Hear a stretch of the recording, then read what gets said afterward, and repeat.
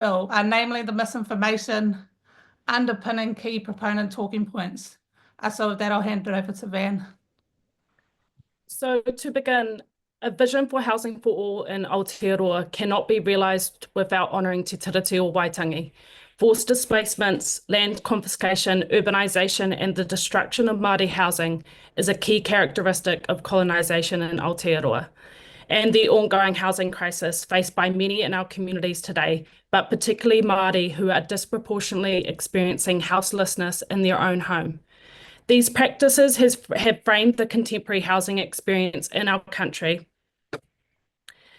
and we will not move beyond this history, its legacy of housing injustice and its corresponding human suffering without righting these historic and ongoing wrongs. If enacted, this bill would take us off the long path towards Te Tiriti justice and therefore off the path towards housing for all. We know that the history of state housing in this country is bound by the history of colonisation. The lands on which some of our state housing was built and the resources that construct them were a result of land confiscation and displacement. But this bill threatens the ongoing work being done to address this. This includes the Kāinga Ora Homes and Communities Act, which references the principles of the treaty. This bill would disable what little references to Te Tiriti we have in our current housing legislation. We don't need to look far into our modern history to see how breaches of Te Tiriti correspond with the exacerbation of the housing crisis. Through the privatisation and mass sell-off of state housing by the key English government, we witness clear breaches of Te Tiriti as outlined in the Stage 1 report of the Housing Policy and Services Kaupapa Inquiry into Māori Homelessness. To quote the report, the Crown breached Te Tiriti when it allowed the relative provision of social housing on which Māori heavily rely to decrease and toughened access to the social housing register. We are now feeling the effects of the sell-off and privatisation, with over 100,000 people experiencing severe housing deprivation, 34,500 of whom are Māori at the last census.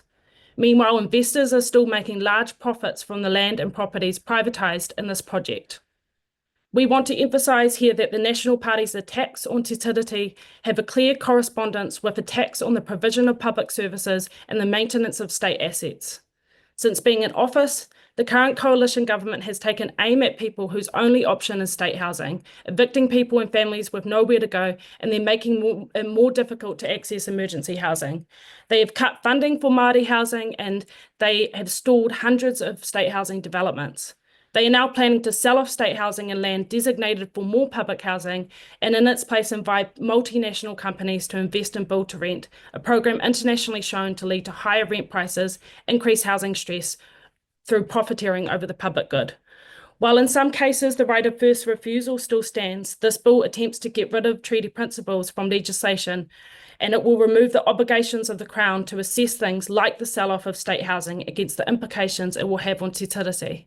The architects of this bill know that Te Tiriti blocks a pathway to privatisation and asset sales, and they want to get rid of it so that investors and developers can continue to profit from land and housing at the expense of everyone having a home. Over to you, Grace. So to move on to the wider context that holds this bill, we want to make the point that I'm sure you've all now heard many times through this process, and that is that rangatiratanga was not seated in 1840 or at any other time. This is not a matter of opinion but historic fact, and any conversation about the future of our country that doesn't begin from a shared understanding and an accurate account of our history is a doomed conversation. This should alert us all to the fact that the proclaimed intention that the select committee process and that the bill itself is aimed at a national conversation is misleading and in bad faith. To draw out our concerns about the bad faith nature of this process, we also want to raise the use of the term equality. Through the public debate on this bill, an often used talking point of proponents has been that it is concerned with the equality between races. This is misleading for two reasons. The first is that Te Tiriti o Waitangi was never an agreement between two races, but between two nations or political entities. The use of the term race is, in this context, a misleading and we believe intentionally provocative term, which is being used to spread information and stoke division. Secondly, we want to take a moment to break open this discussion about equality for a second, as we believe strongly that we do need to have a conversation about equality in Aotearoa, and housing could be a good starting point. So we just want to name a few points to example this. So the wealthiest 10% in Aotearoa currently hold approximately 60% of New Zealand's total household net worth, with the wealthiest people paying tax at half the rate of everyday people. This wealth is largely tied up in housing and land. Property investors have made over 511 billion since 1991, when the accommodation supplement was introduced and state housing privatisation began. We are seeing an increasing number of sitting members of parliament with direct financial interests in maintaining ultra-high profitability in the housing market. In other words, policymakers and associates are amassing personal wealth by shrinking the state housing stock and holding off policies like taxing capital gains. To give an example, in 2009, John Key's government drove a state-led gentrification project in the suburb of Glen Innes, forcing hundreds of long-standing tenants from their homes, ripping the community apart and privatising the land. In 2021, his son Max Key appeared in the New Zealand Herald boasting his first successful property development by flipping a property in the suburb, making more on that transaction than many New Zealanders would make in a year of real labour. I will add that many who have moved out of GI still have never been able to return to their community. According to OECD data, Aotearoa has some of the least affordable and most profitable housing in the world, with 58% of renters paying more than a quarter of their income on rent to pay off other people's mortgages, with low-income people in this country paying some of the highest rents in the OECD. Last year, this government gave property developers and landlords $2.9 billion handout under the pretense of bringing down rents, yet somewhat predictably, landlords and property managers continue to raise rent across the country at will, now with increased powers to evict anyone at any time, lest they complain about it. Again, there are over 100,000 people living in severe housing deprivation. That is in overcrowded housing, cars, garages, parks, with 300,000 people missing from this data, likely in temporary housing. As housing profitability soars, less and less people can pull the money together to meet deposit levels to buy a home, at the same time as paying sky-high rents, even when they're in full-time work and established careers like teaching or nursing. This means we're moving into an age where the biggest determining factor between being able to buy a home and not is parental support. This is further entrenching class inequalities between those who do and those who don't have access to generational wealth. If we want to talk about genuine equality, we need to stop entertaining imported culture wars and inciting racism, and address the real inequality that happens regarding the basics of human life, from food prices to low wages, and in this case, the housing market. And just lastly, we know that generational wealth is inherently tied to colonial dispossession, to the theft of land as an economic and social base for Māori. And the housing system that was brought here on boats, that created the conditions for a small group of people to make massive profits of the basic human right to have a home. Te Tiriti o Waitangi offers a pathway forward towards a different housing system where everyone has a home. This bill works against that vision, it's damaging, it's destructive, and we implore the committee to end its time here. Nō reira, tēnā tātou, tēnā tātou, tēnā tātou katoa. Kia ora, and look, thanks for that, Grace and Vanessa. We are actually out of time. I know that at least one of our members would have liked to have asked a question, but you're right at the 10-minute level there. So look, thanks for your submission, and thanks for your useful written submission as well. Kia ora. Members, our next submitter is Te Runanga o Te Rarawa, or Rarawa.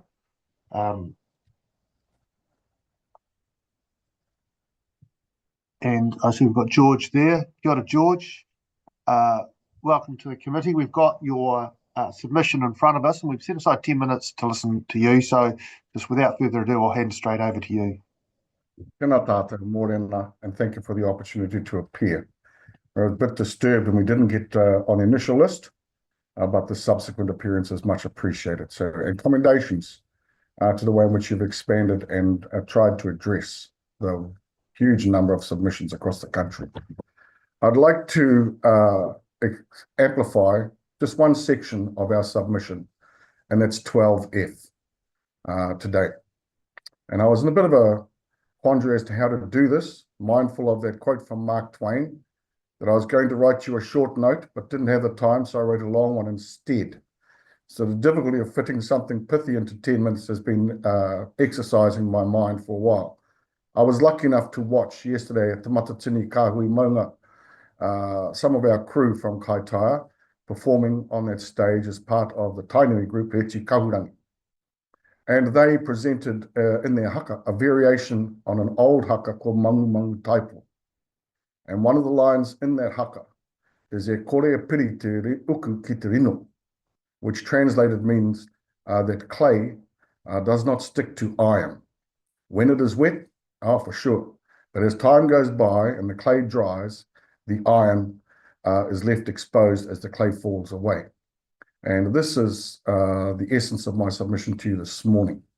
And this submission must recognize the previous work of leaders of Te Raroa, including and beginning with Kupe, coming through to Tarutarurua Pounamu, and in my lifetime, Whina Cooper, Pāhenare Tate, the Perry brothers, Gloria Herbert, Haki Campbell, and more recently, our chair, Hami Piripi, and current chair, Katie Murray, who gives her apologies as she is attending a co-governance arrangement with the Far North District Council this morning on a regional basis. But I come back to that statement that the clay will not stick to iron. In our view, this is the process that we are currently a part of with this submissions exercise. The clay, that is the treaty, is drying, and what is being exposed is Te Tiriti and the iron core of He Whakaputanga. Much of the requirement for a principles approach to these two documents, or these three documents in our view, is the fact that part of He Whakaputanga is being consistently ignored. And so I take the board now to a couple of phrases out of that document. Ko te kingitanga, ko te mana. So those reside within the rangatira of Aotearoa, New Tireni, in that document. And further down within that document is the statement, ka tukuna te kawanatanga. They will cede or they will grant governance, but only they can grant the governance. In essence, therefore, this bill is a shallow and disingenuous attempt to prevent the drying of the clay. What is being exposed, and the whole world can see through the long processes we've run over the last 50 or 60 years in particular, since the late Machu Rata introduced the Treaty of Waitangi Act, is that the iron core of our society, and that includes Tangata Tiriti as well as ourselves, iwi Māori puta no te mochi, is He Whakaputanga me te tiriti. And I thank you again for the opportunity to present this morning. Kia ora mai. Kia ora, thank you, and thank you for your not too long written submission. Takita Ferris has a question. Tēnā koe e te maanga o Te Raroa, ka nui te mihi. I think you strike a very important note. And ngā mahi o te matatini o te Kahui Maunga, hea tāhua. One of the big kaupapa that is being consistently sung and huckered about at te matatini is He Whakaputanga and indeed its relationship to Te Tiriti o Waitangi. Now in 2014, at the conclusion of the Te Papa Rahi o te Raki case, the Waitangi Tribunal's 1040 case, that was where the clear declaration, I suppose, that Māori never ceded sovereignty came into play. And that understanding came out of investigating the relationship between He Whakaputanga and Te Tiriti o Waitangi. Now, my question for you, Matua, is do you think that our decision makers of the country should be held to account when it comes to understanding what is in He Whakaputanga? Because He Whakaputanga is a lens to analyse what is in Te Tiriti o Waitangi. Thank you for the question, and I'll come back to Pāhenare Tate, and part of his kōrero is mātauranga ka puta mai te marama. So it's difficult for people to be held account for their actions and their opinions when they don't have a full version of history before them upon which to base that. So yes, all leaders are held and should be held accountable for decisions, but where they are unable to provide a strong historical background for the basis of their decisions, then we have to work with them. Kia ora, Mihi. Steve. Steve has a question. Steve Abel. Kia ora, Matua. Thank you for your submission and for your clear articulation of the importance of the connection between He Whakaputanga and Te Tiriti and our constitutional foundation. How do you feel heartened by the uprising, I would say, in defense of Te Tiriti and He Whakaputanga that has arisen from this attempt to nullify Tino Rangatiratanga in a legislative process, and that uprising that has included both tangata whenua and tangata tiriti in terms of our journey to actual embodiment of that constitutional agreement in Te Tiriti? Again, I come back to yesterday's performance and the recall of Mangamanga Taipu, which was at the time in the 1850s or 60s, I think, from Taranaki, a warning that if we forsake our tikanga, if we forsake our reo, if we forsake our kawa, then we should become lost. So this whole exercise, in fact, we welcome a debate on the Treaty Principles Bill. What we are disappointed on is the nature of the proposals put forward. But seeing the breadth of the submissions and the really great stuff that is being put before you, that gives us much heart that the country we know, and up here in Te Raroa and in the Teku, we have a very fine arrangements, community-based, of intermingled races, that this country, as we know it and practice it day in, day out, is actually reflective and just a small part of a broader sense that the whole country lives and breathes its life and get on program in a very pragmatic way. So this process has been good in many regards. I suspect that those who were the proponents of these principles may at some stage heed those words, be careful what you wish for. Kia ora. Thanks, George. That brings the time for the submission to an end, but thank you for that really useful submission. Kia ora. Tēnā tātou. Kia ora mai. Members, our next submitter is the New Zealand Council for Educational Research.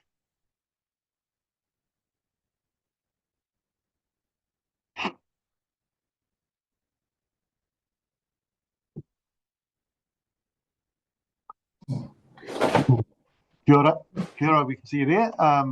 Thanks for coming online and thanks for your written submission, which we have. We've set aside 10 minutes to hear from you, so I'll hand straight over to you. E te manukura o tēnei komiti, tēnā koe, o te rā ngā mema o te komiti nei, tēnā koutou, te mema mō te taitonga, tēnā koe. Ki te waipaunamu, ko Ngaitahu, ko Ngāti Apa ki te rātō o ku iwi. Ki te ika a Māui, ko Mua Upoko, ko Ngāti Rangi o ku iwi. Tēnā koutou, ko Graham O, he tunga ki NZCR. As the director of NZCR, Te Tiriti has been a foundational document for at least 50 years. I fully support John's kōrero in this oral submission today, and as in our written submission, NZCR strongly opposes the bill. Kia ora. Kia ora, Graham. Ko John Huria tōku ingoa. I'm Kaira Tamatua, Senior Editor at NZCR, and I speak from long experience working with the meaning of texts.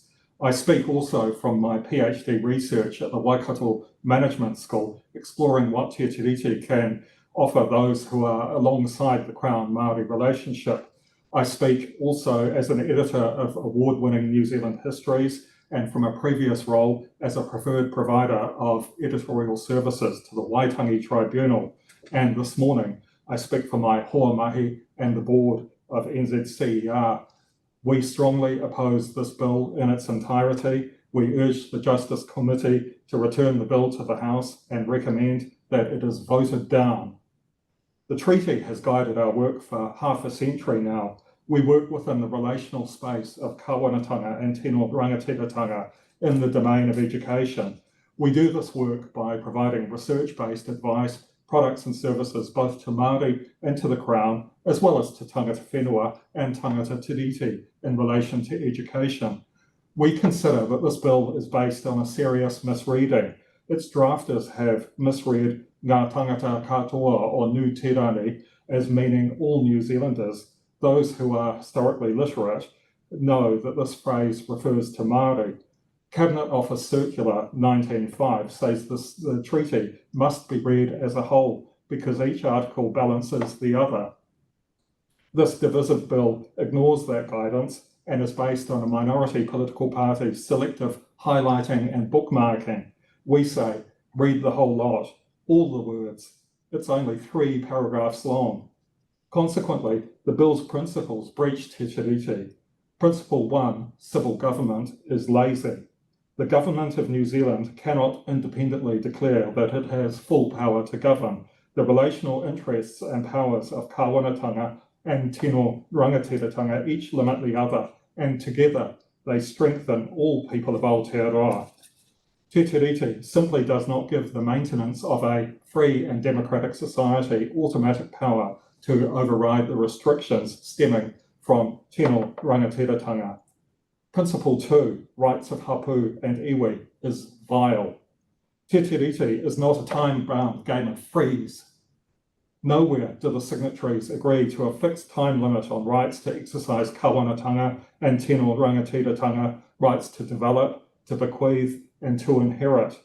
Māori rights acknowledged by Te Tiriti do indeed differ from the rights of everyone, as the bill has it.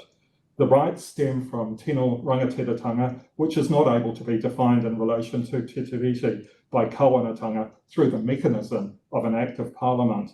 Principle 2 also does not account for the implications of applying an as at February 1840 limitation. If as at 1840 were to be applied to the treaty, it would disestablish settler self-rule since 1840, including the New Zealand Parliament.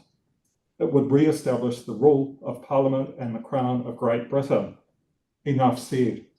Principle 3, right to equality, is a misreading.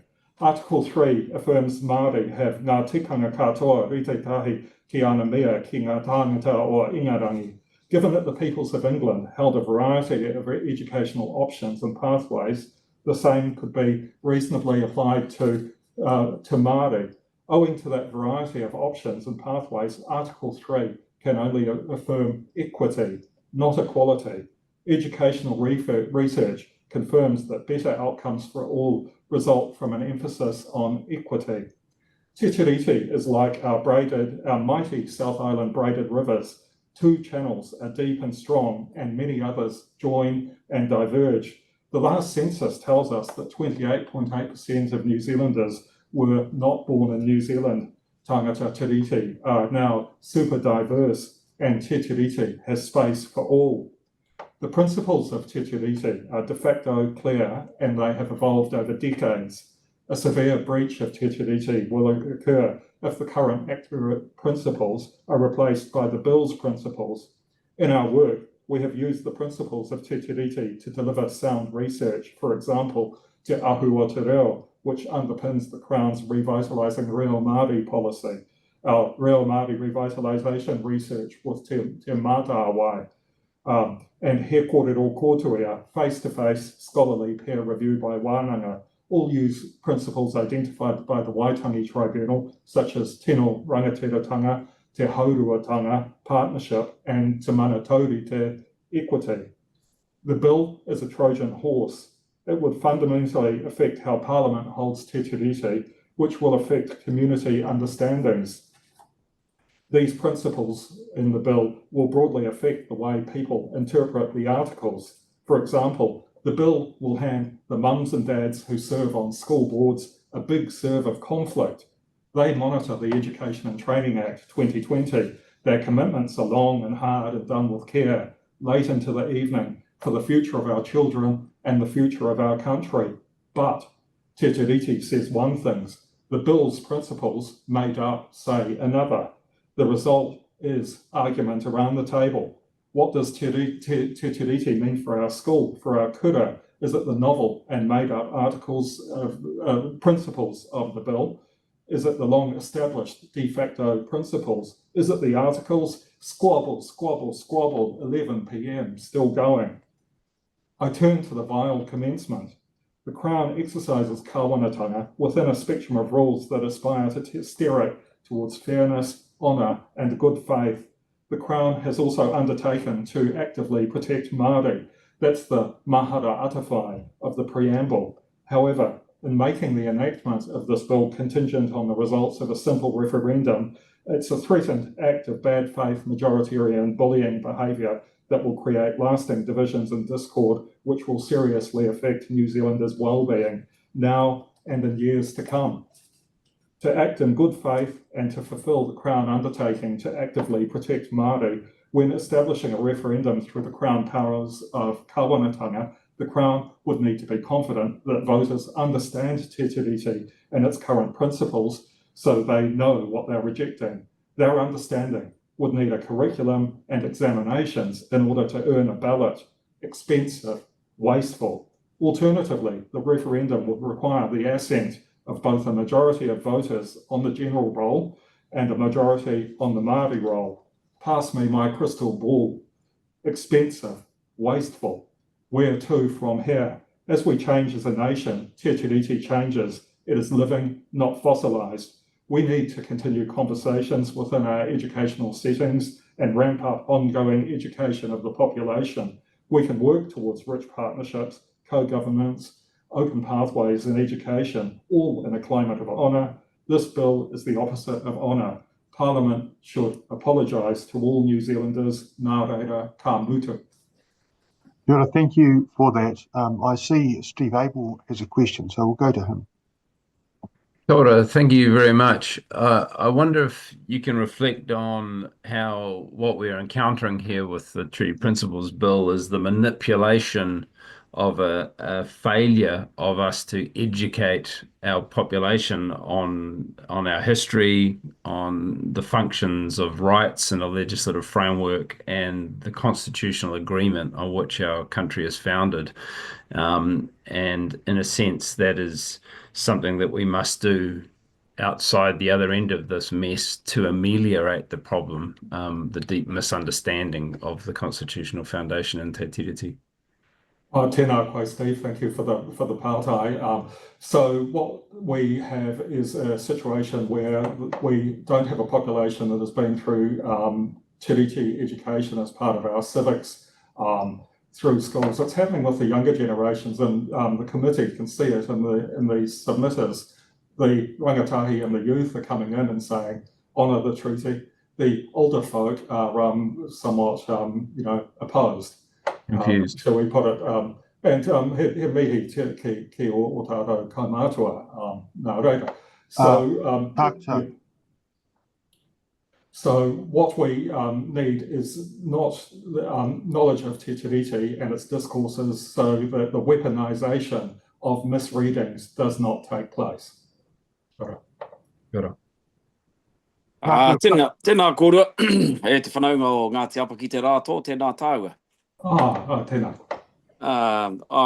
I think I want to thank you for your submission. It's very to the point, and we have a particular political party creating a deliberate obfuscation of the history, which is a deliberate preying on the ignorance of the country. It's not the country's fault. That ignorance was manufactured. Given you've had 50 years and you're in the education space, how do you think we go about doing it? Educating the country up so that this conversation can be a worthwhile one. First off, I think that we should stop committing resources and putea to an exercise like this, which is determined by people reacting and responding to a misreading and a weaponisation of misreading. Instead, the resources would be better spent on education programs in our compulsory sector, also for adults as well. We all need it and the country would benefit and be stronger. We can't reject the principles of the bill if we don't know what they are. And Sure. by saying, oh yeah, I like the principle of equity, of equality, and I like this other principle, but you can't get those principles by actually reading Te Tiriti. Aye. And so that's what we should base our education on. Just what- quickly, We'll have to leave just- it. Kia ora, oh, friends. We'll have to leave just it there. quickly, it's Chair. No, really, we're quite over time. You know how it works. Okay, go bye. Thank you for your submission. Members, our next submitter is Ngāti Rongo Mai Papa.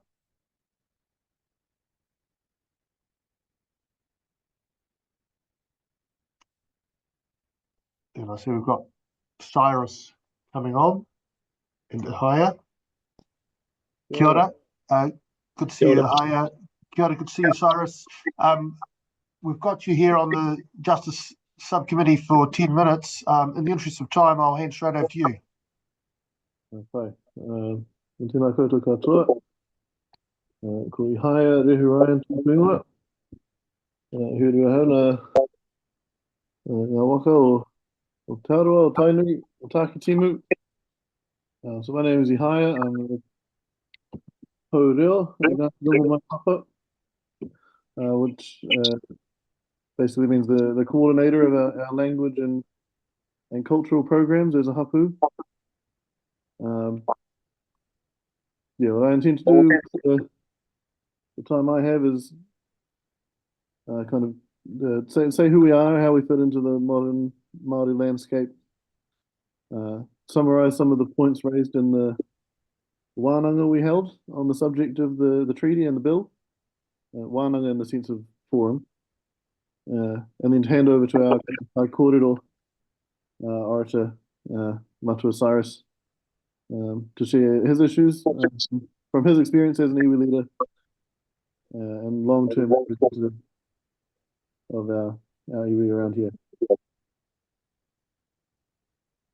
So first off, Ngāti Rongo Mai Papa, branch of Ngāti Kahungunu, who ended up here in the central North Island at the invitation of Apirana Ngāti. Well, that's how we put it. There's a wider context there where there were land farming schemes, government intervention, and so forth. But what's happened over the last 100 years or so is that we've formed into a hapu, as we see ourselves. We came related to one another, and the relationships have continued to grow and strengthen.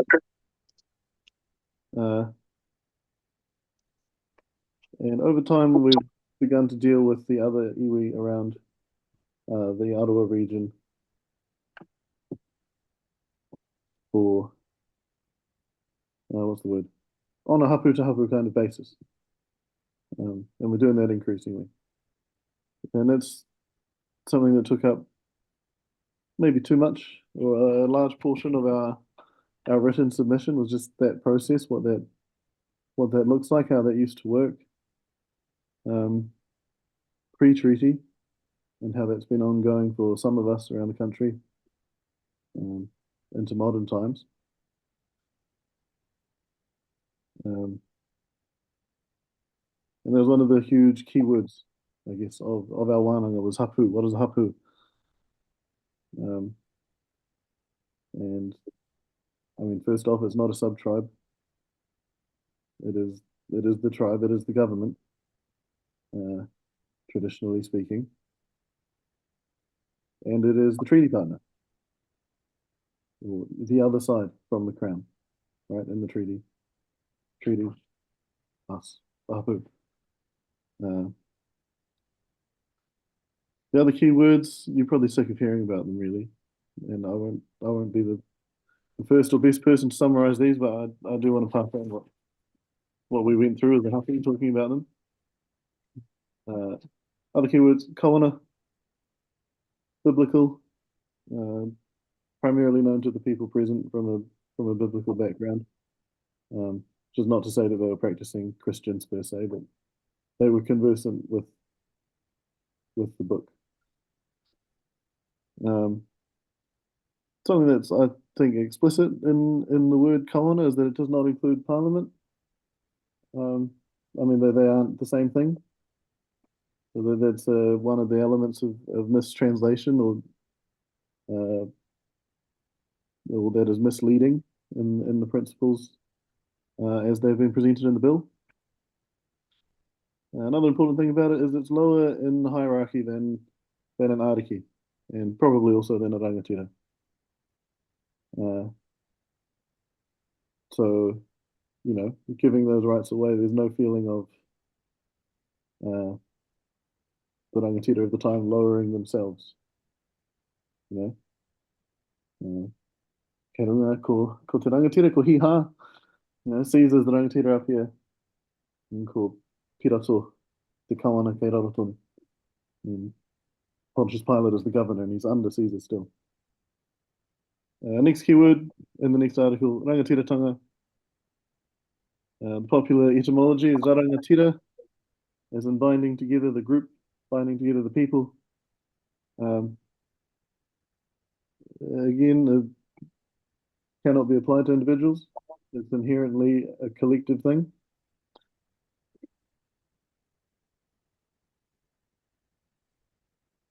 Which, yeah, again, shows up in the mistranslations of the bill. Probably the most important thing about both of those words, kawanatanga and rangatiratanga, is that neither of them is mana. They seem to be avoiding the main word for sovereignty. And itetahi, last one of the key words.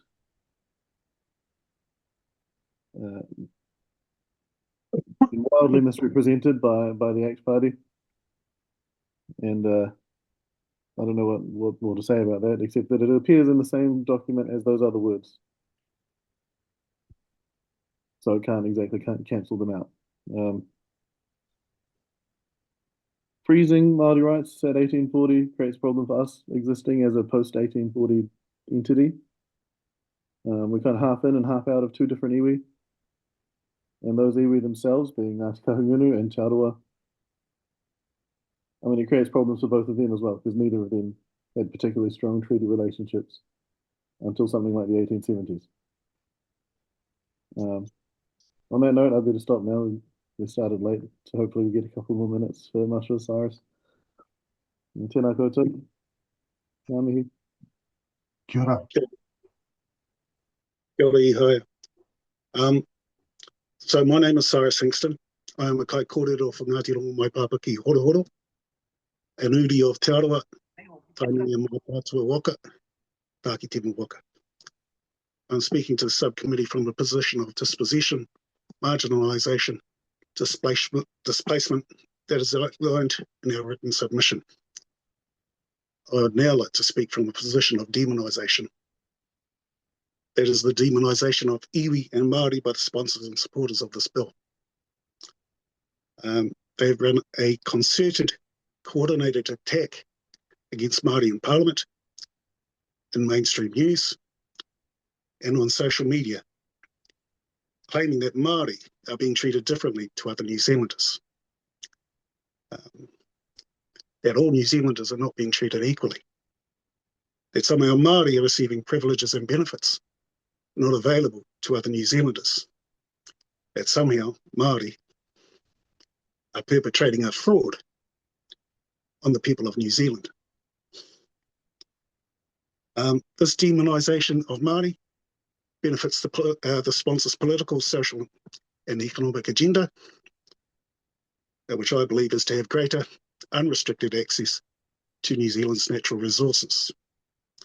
This bill will restrict iwi's ability to object to unrestrained development in their rohe. So, how should I interpret this bill from a whānau perspective?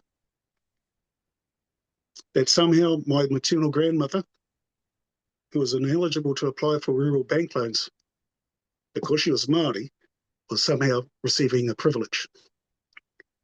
That somehow her having to sell parts of her farm at a highly discounted rate to make ends meet was beneficial to her family's well-being. That somehow my paternal grandmother's papa kāinga being rezoned as an industrial area was a privilege. But somehow the increase in rates that she couldn't afford to pay was an advantage. That somehow having to move from her ancestral home because she couldn't afford those industrial rates was a boon. That somehow taking land she owned under the Public Works Act for the Rotorua Airport was a treat. That somehow we should be thankful that the people who were taking that land were the same people who assessed its value. So how should I interpret this bill from an iwi perspective? If I was to use the Te Arawa Lakes Treaty settlement, that somehow, after decades fighting for recognition of Te Arawa's ownership rights of the lake, that Te Arawa has no actual authority over the lake. That somehow third-party interest groups like fishermen and boaties have greater rights and control on the lakes than Te Arawa. That somehow before Te Arawa can do biosecurity work, we have to ask Fish and Game for their permission. Cyrus, On I'm our- just going to let you know we're actually over time, so I'm going to ask you to just wind up and finish your submission. But thank you. Okay.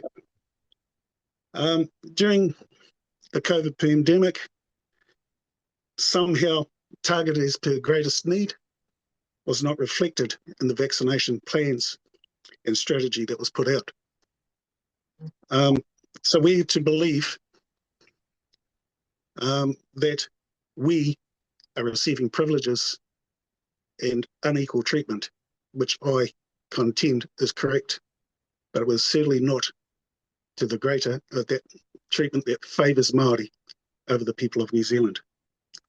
So our recommendations that the bill be withdrawn, that the actual text of the treaty be ratified, and this process of demonisation that we have gone through in the last year, the Crown in Parliament, through the Prime Minister, should apologise to the people of New Zealand Sure. and to its treaty partners. Thank you, Cyrus. Thank you, Haya. The time for the submission is up, but thank you for your submission and thank you for your informative written submission as well. Kia ora. Members, our next submitter is Tamaki Treaty Workers.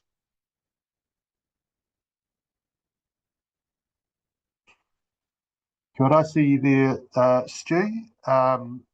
We've set aside 10 minutes. I see, I think it's Marissa and Susan are coming online now. So in the interest of time, I'll hand straight over to you for your 10-minute submission, and we have your written submission with us. Ngā mihi, Great. ngā mihi kia koutou o Te Justice Committee. We would want to recognise and feel with the speaker who spoke before us. Tamaki Treaty Workers is an Auckland-based Pākehā Tauiwi network. We work in different sectors, but come together because we are committed to the relationship embodied into Te Reti o Waitangi. We completely oppose this bill, which is divorced from the authentic treaty and from hate whakaputanga, which is the base for understanding Te Tiriti. Our team today is Stu, a Baptist minister, me, Susan, and Marisa, who supports the allied work of Tangata Treaty people. Tamaki Treaty Workers is part of a national movement of individuals and groups and is rooted in decades of experience in treaty education, research, media, health, and working with organisations who want to implement a Te Tiriti commitment. We align with tangata whenua in working for a positive, just, and unified future for our country.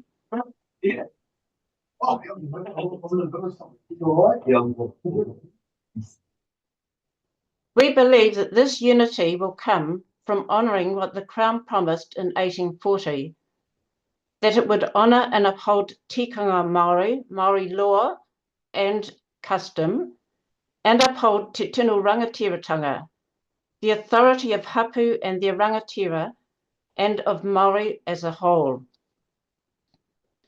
We repudiate the British colonial mentality which this bill reflects. That mentality promised one law for all. Conform to our law, assimilate to our way, or else. We believe that most in our country have moved from this mentality. Our 21st century democracy welcomes diversity, accepts coalition governments, and has seen the advantages of co-governance and partnership arrangements with hapu, iwi, and hapori. We believe that the future richness of our country lies in further developing treaty-based relationships and in affirming mana Māori and te reo as essential to Māori well-being and the unique identity of our country.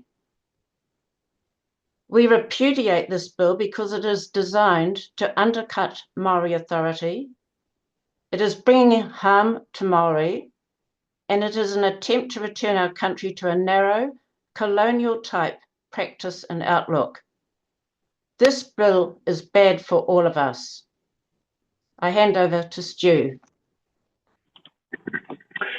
Kia ora koutou katoa, ko Stu McGregor, taku ingoa.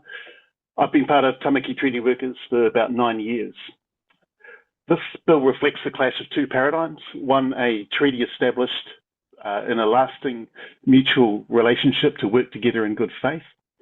The other, a hard libertarian view based on conquest, where land and resources serve private, corporate and crown interests, and a view that dismisses history as something to simply move on from. But from what's been shared in these hearings in the last few weeks, you will know the concern that the future of Aotearoa depends on the vision which we uphold. I state that the living and breathing soul of our nation resides in the first paradigm of te tiriti relationship and not the dehumanizing nature of greed in the second. I want to hand over to Marisa now. Tēnā koutou katoa, ngā mea o te kōmiti nei. So I'm here representing Tangata Tiriti Treaty People, one of the groups associated with Tāmaki Treaty Workers. We've lodged a separate group submission, and you heard from my colleague Kirsty Fong in the other stream yesterday.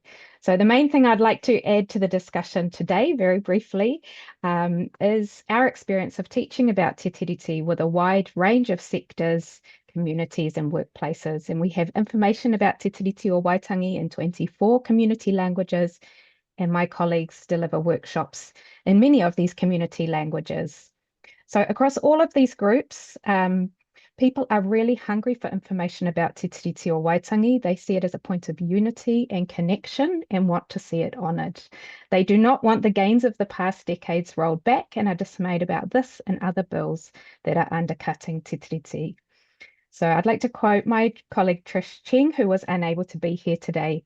And she says, from our perspective as migrants to this land, it is by virtue of Te Tiriti o Waitangi that we are able to enjoy the privilege of having a place to stand in this country. The intent of this beautiful visionary agreement is crystal clear. Protection for Māori, Māori sovereignty to be maintained, Māori to continue to exercise their rights to self-determination, tino rangatiratanga, kāwanatanga for the Crown to govern their own people. No reinterpretation of Te Tiriti o Waitangi is required. So we appreciate the generous offer extended by Māori, the tangata whenua of this land, to us, the tangata tiriti. As manuhiri, we understand that we have a responsibility to honour that generosity, to honour Te Tiriti o Waitangi, and to stand in solidarity with our hosts. And I'll hand back to Susan Healy, who you can see now, to make our recommendations. These are our recommendations. Number 1, this bill should not advance. 2, there should not be a referendum as recommended by the promoters of the bill. This is because too many people in our country have not yet had the opportunity to be well informed about Te Tiriti o Waitangi. And also, the public is presently being bombarded with blatant misinformation about Te Tiriti by the promoter of this bill. 3, we recommend that you draw attention to the Mātiki Mai report and its vision for a Te Tiriti relationship that will bring benefit to all in our country. Kia ora koutou.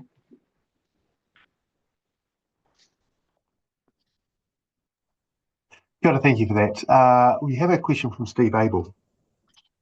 Kia ora, thank you all, and I cannot help but reflect on the power of the hundreds of thousands of hours of treaty training that volunteer organisations have done over recent decades that have brought us to a situation where we have this large public movement in defence of Te Tiriti at this time in response to the attack of this bill.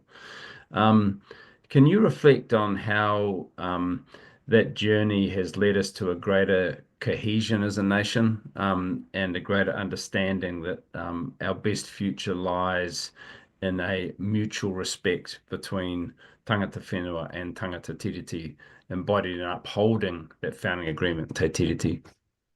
I'll make a start and I'll ask Marisa to pick up from that. I've been involved with a huge number of treaty workshops. At the beginning, where we ask people where they stand on things, they're in a very diverse positions. At the end, they may still look at things somewhat differently, but what's been very, very interesting about these workshops, people are incredibly grateful for having an understanding of the history and a hopeful vision for the future, but they have also been amazed that their workplaces have felt far more joined through sharing their ideas about these things. So at that small level is an indicator of what can happen at a greater level. Marisa, you might want to add to that. Well, rather than that, if you don't mind, I see we've got a question from Takata as well. So we'll give a fresh line, Takata. Oh, sorry, Duncan. I'm okay. They can keep going. All right, Marisa, anything to add?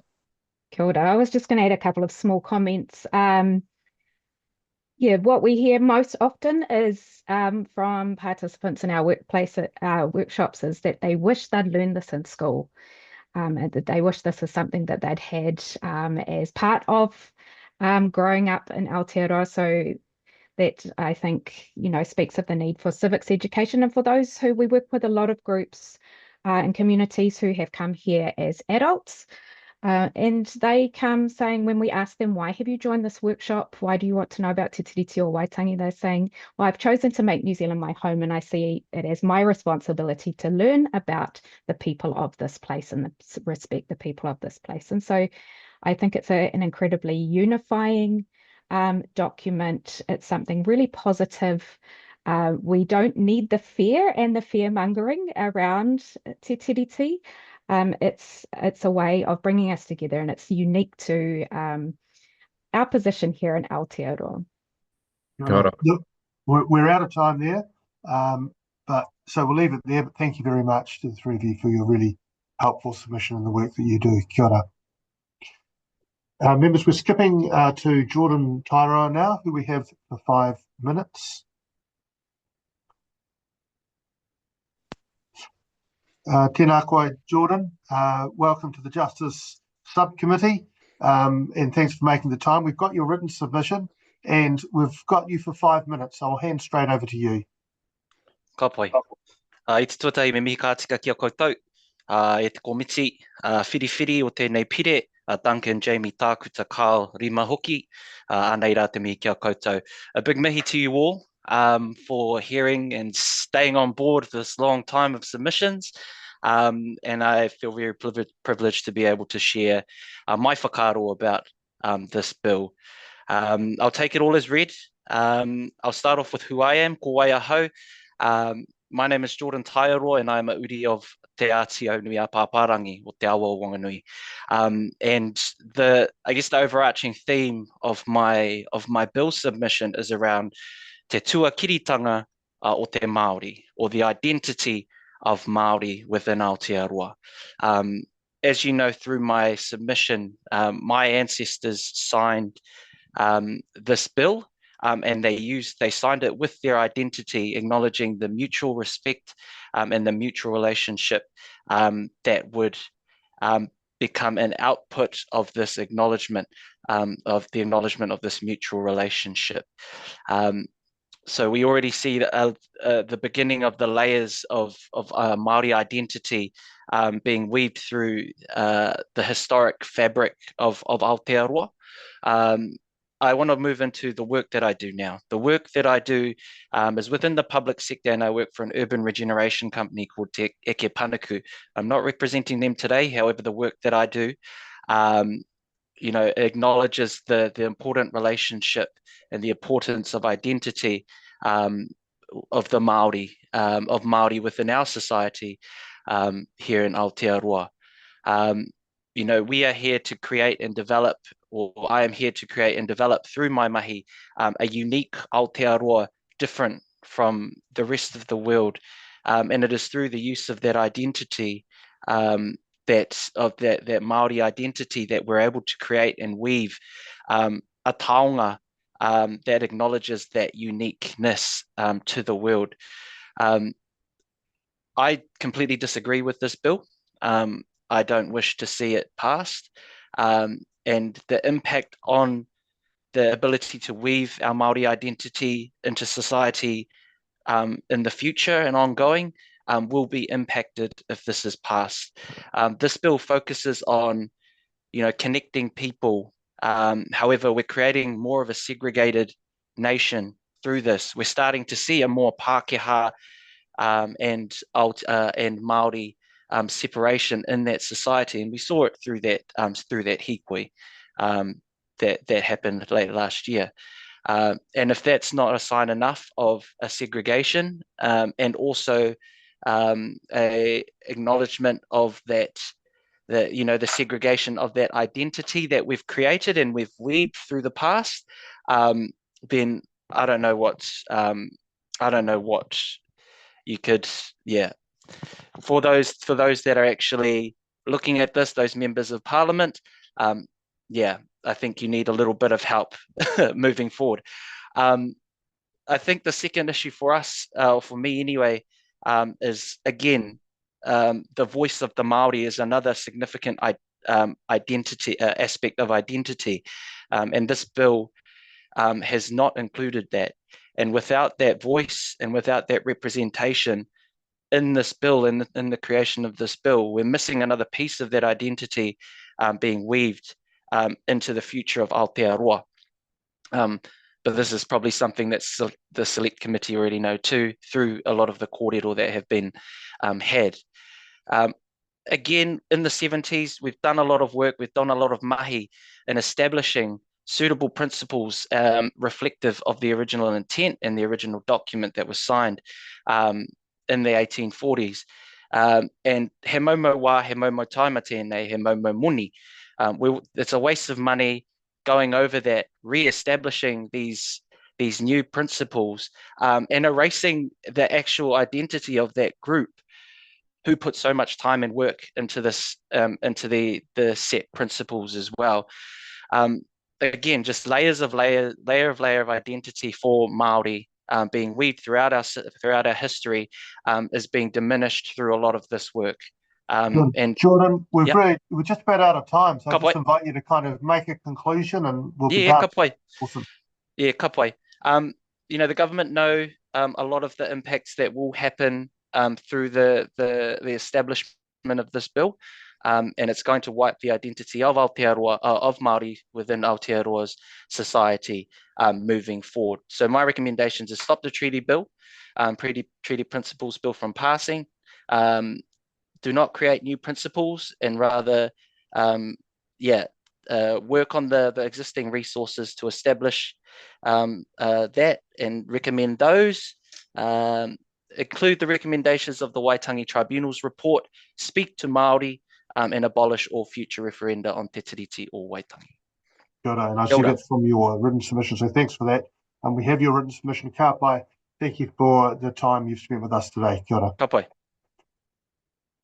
Members, the next submitter is the Asian Psychology Collective, and I think we have Valerie and Kyle? Can we have him down for 5 minutes?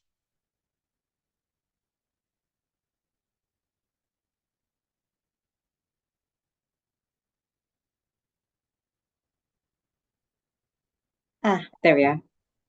Kia ora, Valerie, and we've got Kyle, and I understand you'll be kicking off for us. We've got you for 5 minutes, so we'll just hand it straight over to you. Right. Tēnā koutou, Selection Committee of Principals of the Treaty of Waitangi Bill. Ko Valerie tan toku ingoa, no Malaysia oku tipuna, kei te noho oki Ōtepoti, kai mahi haura hinengaro. So I'm Valerie Tan, Malaysian-born Chinese, and I'm connecting in from good old Dunedin. I'm a clinical psychologist and also a lecturer by trade. So we appreciate the invitation to speak on behalf of our submission. And we represent the Asian Psychology Collective, Aotearoa. It's an interest group within the New Zealand Psychological Society. No Malaysia Rawana China oku tupuna, ko kautan toku ingoa. I'm a Malaysian Chinese researcher with a background in community psychology. I'm based at the Faculty of Maori and Indigenous Study at the University of Waikato. So we endorse the Psychological Society's vision to honor the mana of He Whakaputanga and Te Tiriti o Waitangi. We recognize their historic, current, and future significance in Aotearoa. In particular, we offer Asian perspectives as a minoritized group to better equip the society in addressing the health and mental health needs of Asian communities and practitioners. So our group currently comprises about 30 members. It includes registered psychologists, academic researchers, and postgraduate psychology students. You can see some of our names in the submission where we have placed our signatures to assert our opposition to the bill. So the APCA was born out of a commitment to end racial oppression in psychology. Flip through any psychology coursework, textbooks, or materials in Aotearoa. Chances of finding content specific to Asian communities are pretty much zero. As a large community comprising close to 20% of the population, but continuing to experience invisibility, we are all too familiar with the operations and implications of colorblindness that this bill seeks to reinforce.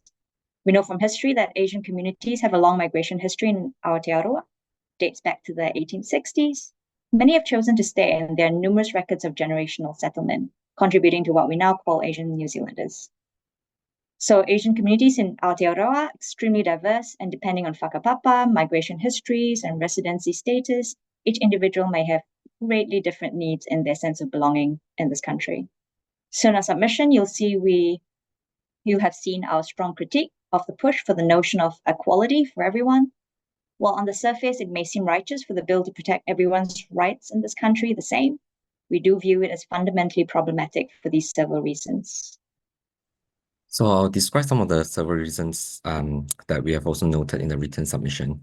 First, we thought the bill undermines the intent of Te Tiriti o Waitangi as the founding constitutional document of Aotearoa, New Zealand. Te Tiriti o Waitangi and He Whakaputanga are formal declaration of the sovereignty of the rangatira of many hapu throughout the country. In return, British rangatira were to take responsibility for the British immigrants. As noted by the treaty expert, Professor Margaret Mutu, the treaty is a treaty of peace and friendship, one that promises what rangatira has asked for, acknowledgement and respect for the absolute power and authority. And we raise concern about the alternative interpretation of the treaty principle proposed in the bills, which has yet to be consulted with hapu and iwi across the motu. We also concerned about the bill. It's almost exemplifying an inaction in the face of inequity for neglecting the notion of equity, which is an evidence-based approach that we as a group advocate for.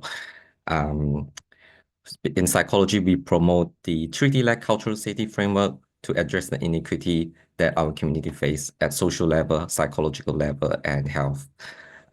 We're also concerned that Asian community as a group often racialized and smaller minorities may be weaponized to undermine equity intervention for Maori. We strongly disagree with the framing of context behind the drafting of this bill, which assume Maori have more rights and privilege. Asian community, as we know, are also minoritized and racialized as Maori. We have been historically excluded for discussion on Te Tiriti o Waitangi. I think in this sense, we are victimized in this bill because we are assumed and subsumed under the notion of everyone, which treat us of our agency and being positioned in opposition to Maori, which fail to recognize Maori collective Tino Rangatira Tanga. I realize we are out of time, so I just want to close. We want to reiterate that the bill is not only of concern to Maori, but also for Asian as well. And this bill has negatively impacted Tangata Whenua. And we recommend that the principle of Treaty Waitangi Bill to be discarded and the selection committee instead seeks ways to honor Te Tiriti o Waitangi in accordance to the United Declaration of Rights for Indigenous People. Ngā mihi nui kia koutou for listening to our oral submission. Kia ora. Kia ora. Thank you for that. Excuse me. Look, we are out of time. We're over 5 minutes, so we don't have time for questions. But thank you very much for your submission and the work that you do. Ka pai. Ka kite. Members, I think the next submitter is Nail Williams. And I see she's online. Kia ora, Naya. Welcome to the Justice Select Committee. We've got you here with us for 5 minutes, and we've got your written submission in front of us. So I'll hand straight over to you. Ka pai. Tēnā koutou, ngā mihi nui e te rangatira, he uri ahau no Ngāti Kahungunu ki Wairoa. I was thinking about how best to use this 5 minutes as my written submission is considered read. Perhaps I share how I wrote my submission. At 5 p.m. on New Year's Eve, with my younger sister Te Moana, before going out as a whānau to round off the Pākehā year. Perhaps this conveys the absurdity of the hoha timelines surrounding the bill and the determination of those who submitted regardless. Perhaps I had best cut my pepihai at the start to save time, and besides, I've been told to take care in sharing our whakapapa, but perhaps colonisation and the Tohunga Suppression Act taught those who came before us that our biggest treasures can come under threat, and to protect them we must be cautious about who we share them with. Perhaps it's my role as a tainer to challenge and voice our whakapapa. Besides, the kōrero enshrined in platforms like passpapers.com allowed me to draw together strands of whakapapa and whānau that had been out of reach for generations. Tēnā koe porohiwi tohunga and Wairoa that we descend from. Perhaps I should be strengths-based and acknowledge this is but one of many assaults that Māori have resisted, and acknowledge the trust they have in Māori and tangata tiriti to clear out this undergrowth so that new shoots of hope can emerge. Perhaps I should speak to the kaupapa Māori rangahau I completed as part of my doctorate in clinical psychology, which denoted Te Reo Māori as a vessel that carries with it generations of stories, learning and mana. Perhaps I share findings that colonisation was considered a stretching of an umbilical cord between a mama and her pepe, restricting the access to nutrients that Māori and tangata tiriti can benefit from. In this sense, efforts to silence Te Tiriti o Waitangi are akin to efforts to cut the umbilical cord between a mama and growing pepe. Perhaps I had best not get too metaphorical, as we live in a colonised reality where one can be undermined for their delivery of their message, particularly if there is emotion and raw vulnerability in our kōrero like haka and parliament. Perhaps I should use this time to lift up the voices of dear friends like Tamara Anderson, Ngāti Pukinga, Ngāti Wai, Ngāpuhi, Ngāti Pākehā, who describe the text of Te Tiriti o Waitangi as a touchstone, to continually return to align our values, attitudes and behaviours, to aspire to seek the highest good for Māori, to own our injustices and make them right, and to forge a meaningful, dignifying relationship or partnership that's worth participating in. Perhaps I should speak to what a privilege being given this space is, and to stand as a living descendant of my own tēpuna here with me today as we reject efforts to nullify Te Tiriti o Waitangi. Perhaps I should acknowledge the mamae of this space, seeing the redirected zest and energy from so many inspiring Māori to oppose this kaupapa. Shame on you, David. I should definitely acknowledge you here at Te Rangatira for your efforts to remain engaged across kōrero. Perhaps I should speak to my written submission that stated my full support of the Waitangi Tribunal as an independent authority, tasked and equipped with informed recommendations related to this kaupapa.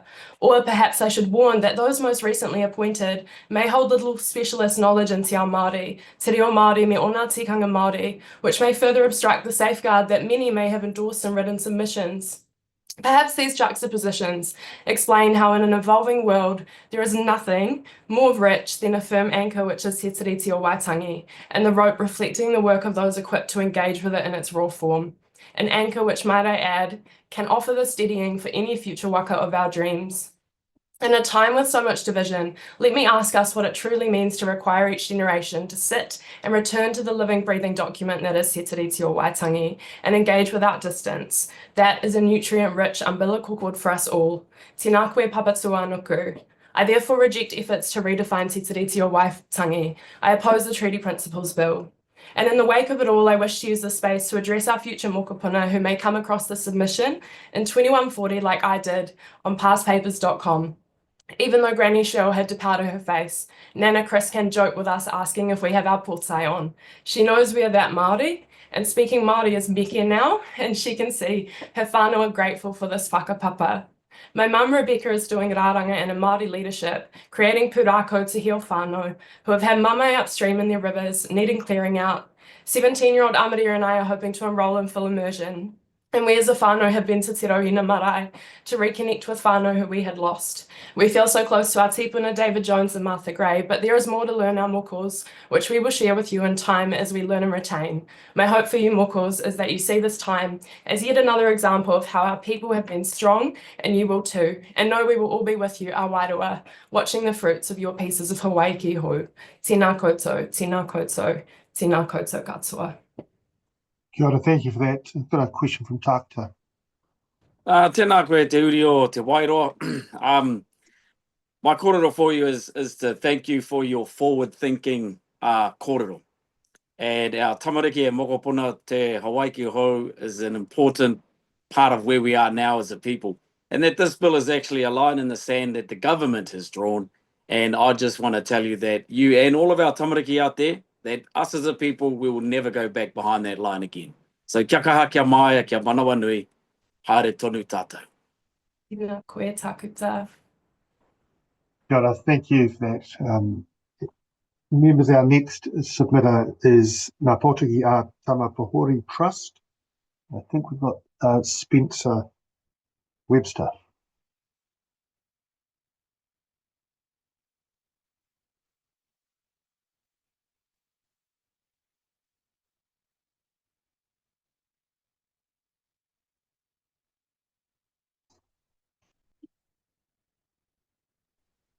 Sorry, here we go. Am I live? You are, we can hear you, but we can't see you, Spencer. But if that's how you want to do it, that'll... No, I'm happy to be seen. That's good. Look, well, I did this wonderful mihi to you all and to myself, but thank you for the opportunity to present today on behalf of the Ngā Pōtiki a Tamapahori Trust. We're a mātātua iwi based in Papamoa and Tauranga Moana. We obviously oppose the bill. We'll take our submission as read. And I just wanted to talk about a couple of points, because I realise you've had sort of a number of people speak on the same matters that we've covered in our submission.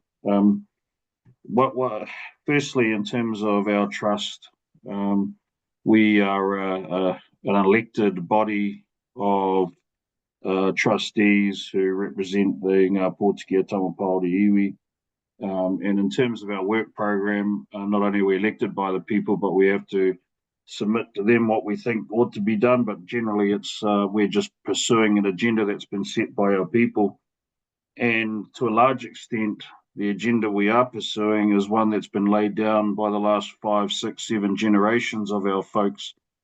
And the reason I say all of that is because I noticed in some of the submissions you've heard over the last few weeks, this idea that the so-called iwi leaders are pursuing a radical and somewhat personal agenda, which I think completely mischaracterizes the nature of how we operate, and probably comes from a position of ignorance. But I think it's important to respond to that we're not here as a small group of people trying to pursue something that's all of a sudden radical.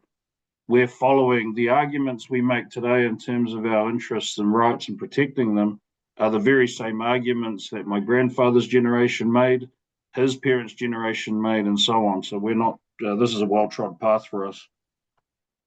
And in terms of that, we've made some advances around the protection of our interest, and to a large extent, the inclusion of treaty principles and other measures in legislation in, say, the last 50 years was a response to 135 years of protest, of petitions to Parliament, of court cases and so on by our people and others trying to address the challenges that we were faced as iwi and hapu by the various Crown actions or omissions that were conflicting with the principles or the text of Te Tiriti o Waitangi for that matter.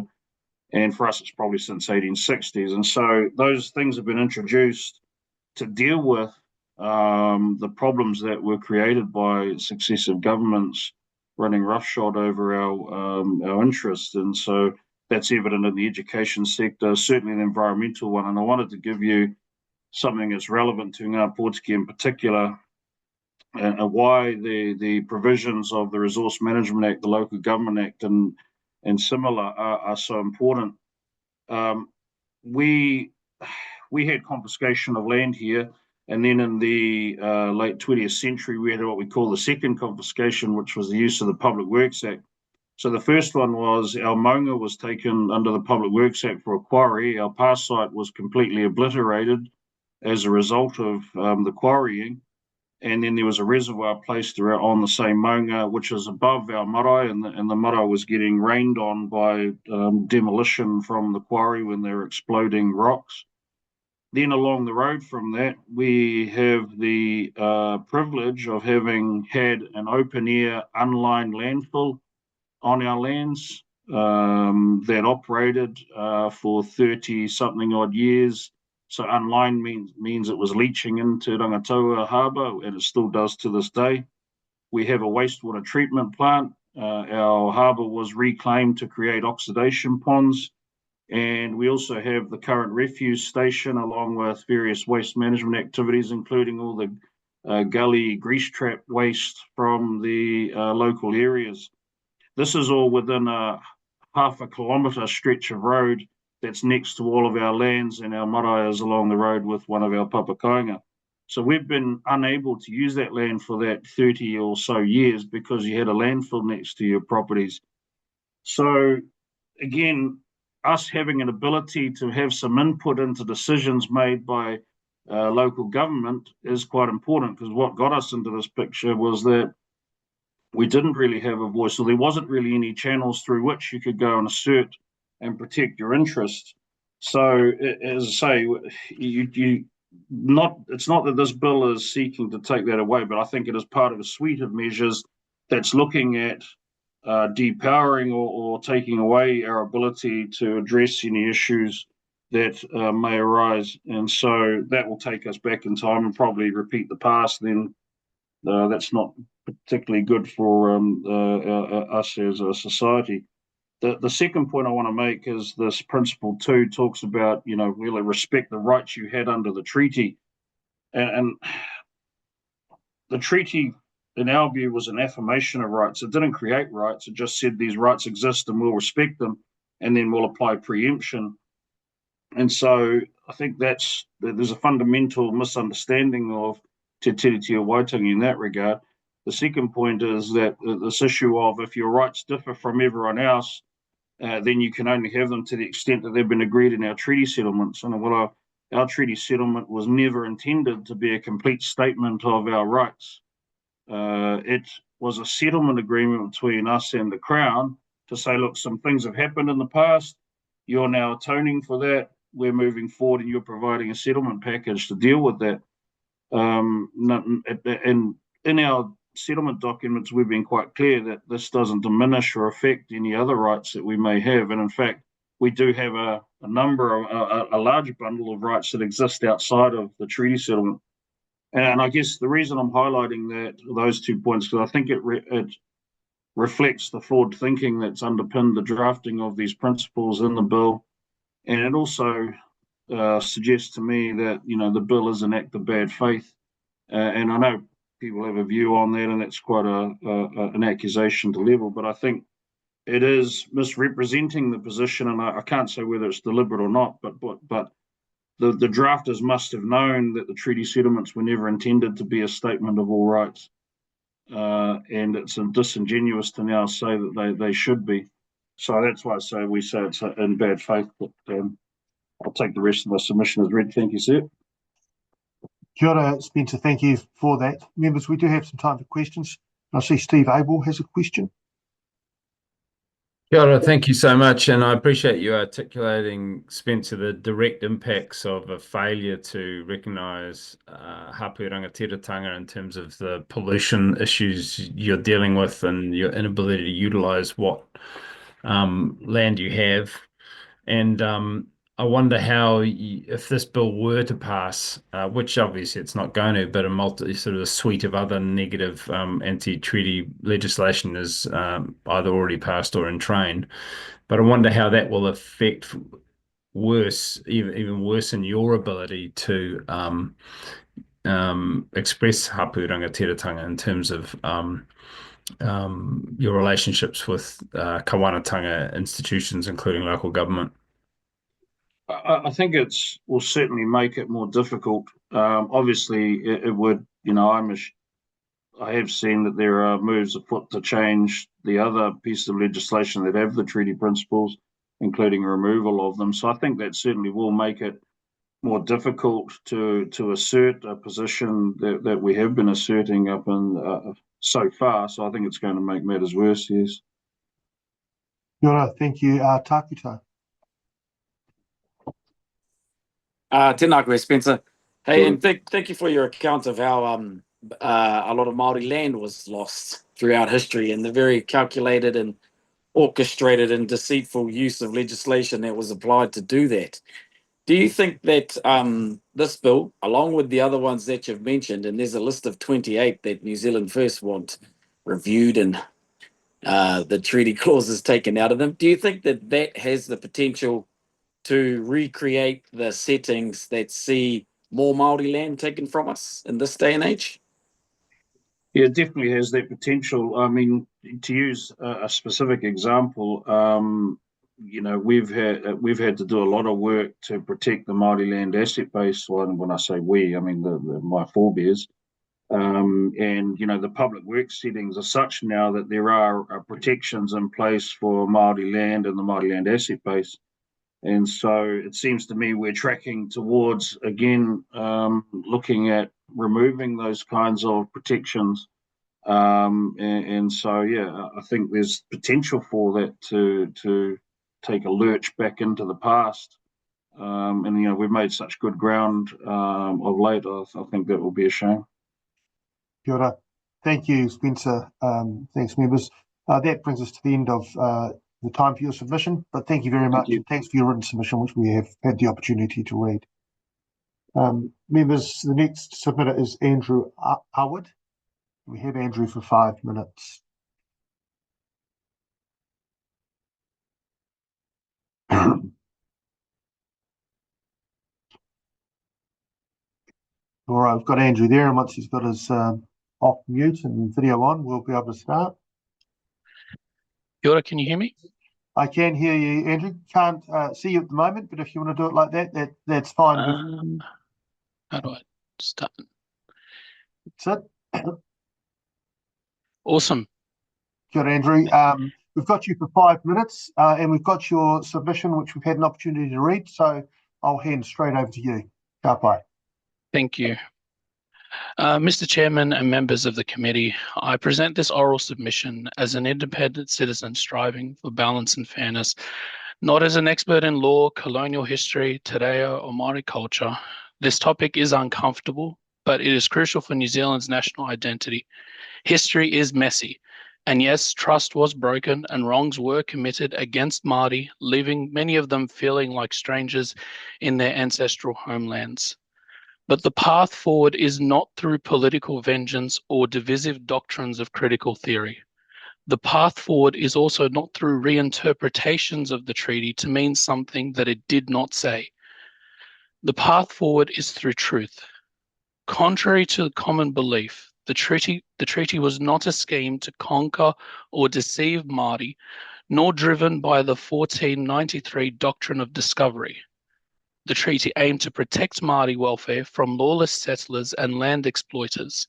Many Māori chiefs also saw the establishment of British law as a way of creating stability, especially as the Musket Wars had wiped out nearly a fifth of their population. The idea that there are two treaties that mean two different things is wrong and leads to adversarial misunderstandings. Henry Williams did not mistranslate the treaty from its English draft, and the chiefs were aware of what they were signing on behalf of themselves and their descendants. The sovereignty transferred was governorship, not kingship or mana, as asserted in the 1835 Declaration. Nevertheless, by accepting this, the chiefs acknowledge the Crown's supreme authority to govern. The second article promised to protect Māori chieftainship over their tangible possessions and restricted land sales to prevent exploitation. It is illogical for the chiefs to have equal authority while accepting the Crown's land trade restrictions. Although the British sentiments were initially non-expansionist, the text and logic of the treaty itself established a new governance hierarchy over New Zealand, recognising all people as British subjects. Over time, the Crown's control expanded, and while there were obvious pockets of resistance, most Māori seemed to have acquiesced to this expanding influence. Regarding the principles of the treaty, one must acknowledge the irony that the treaty was drafted and translated in haste. William Hobson and Henry Williams would likely be astonished by how much ink has been spilled and how many years have been spent over analysing the document and extracting principles from it. Even more ironic to me is the principle of the treaty is found in its preamble, which explicitly states the treaty was designed to prevent lawlessness and secure peace and good order. To put it bluntly, the underlying principle of the treaty was not of an equal partnership or an evolving sacred relationship between races, but the establishment of order to avert the evils of lawlessness. Mr. Chairman and members of this committee, I am sympathetic to the Treaty Principles Bill as it attempts to accurately reflect and apply the 3 articles of the Treaty of Waitangi. The bill adopts a sound interpretive approach, acknowledging that the best way to interpret a text is to allow the text to interpret itself. I suggest a preamble to the proposed bill outlining that the purpose of the treaty was the establishment of governance and order, and that the proposed principles are connected to this core principle.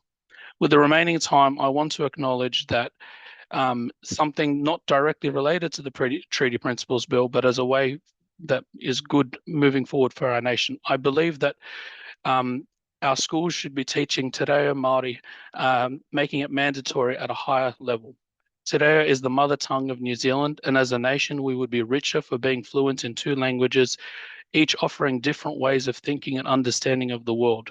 We need to move beyond the tokenism of teaching school children the national anthem, the haka, or a Māori chorus, but instead we should be teaching them Te Reo at a level where they should be able to confidently participate in a marae setting without the need for translation. By doing so, we not only enrich our own cultural heritage, but also foster a greater understanding and respect for Māori language and its traditions. Mr. Chairman and members of the committee, thank you for taking the time to hear my submission. Kia ora, Andrew. We're actually at time. I know Tākuta would have liked to ask a question, but we are at time and we can't squeeze it in. So thanks for your submission and thank you for your lengthy and detailed written submission as well. Thank you very much. Members, our next submitter is Felicity Buchanan, who we have for 5 minutes.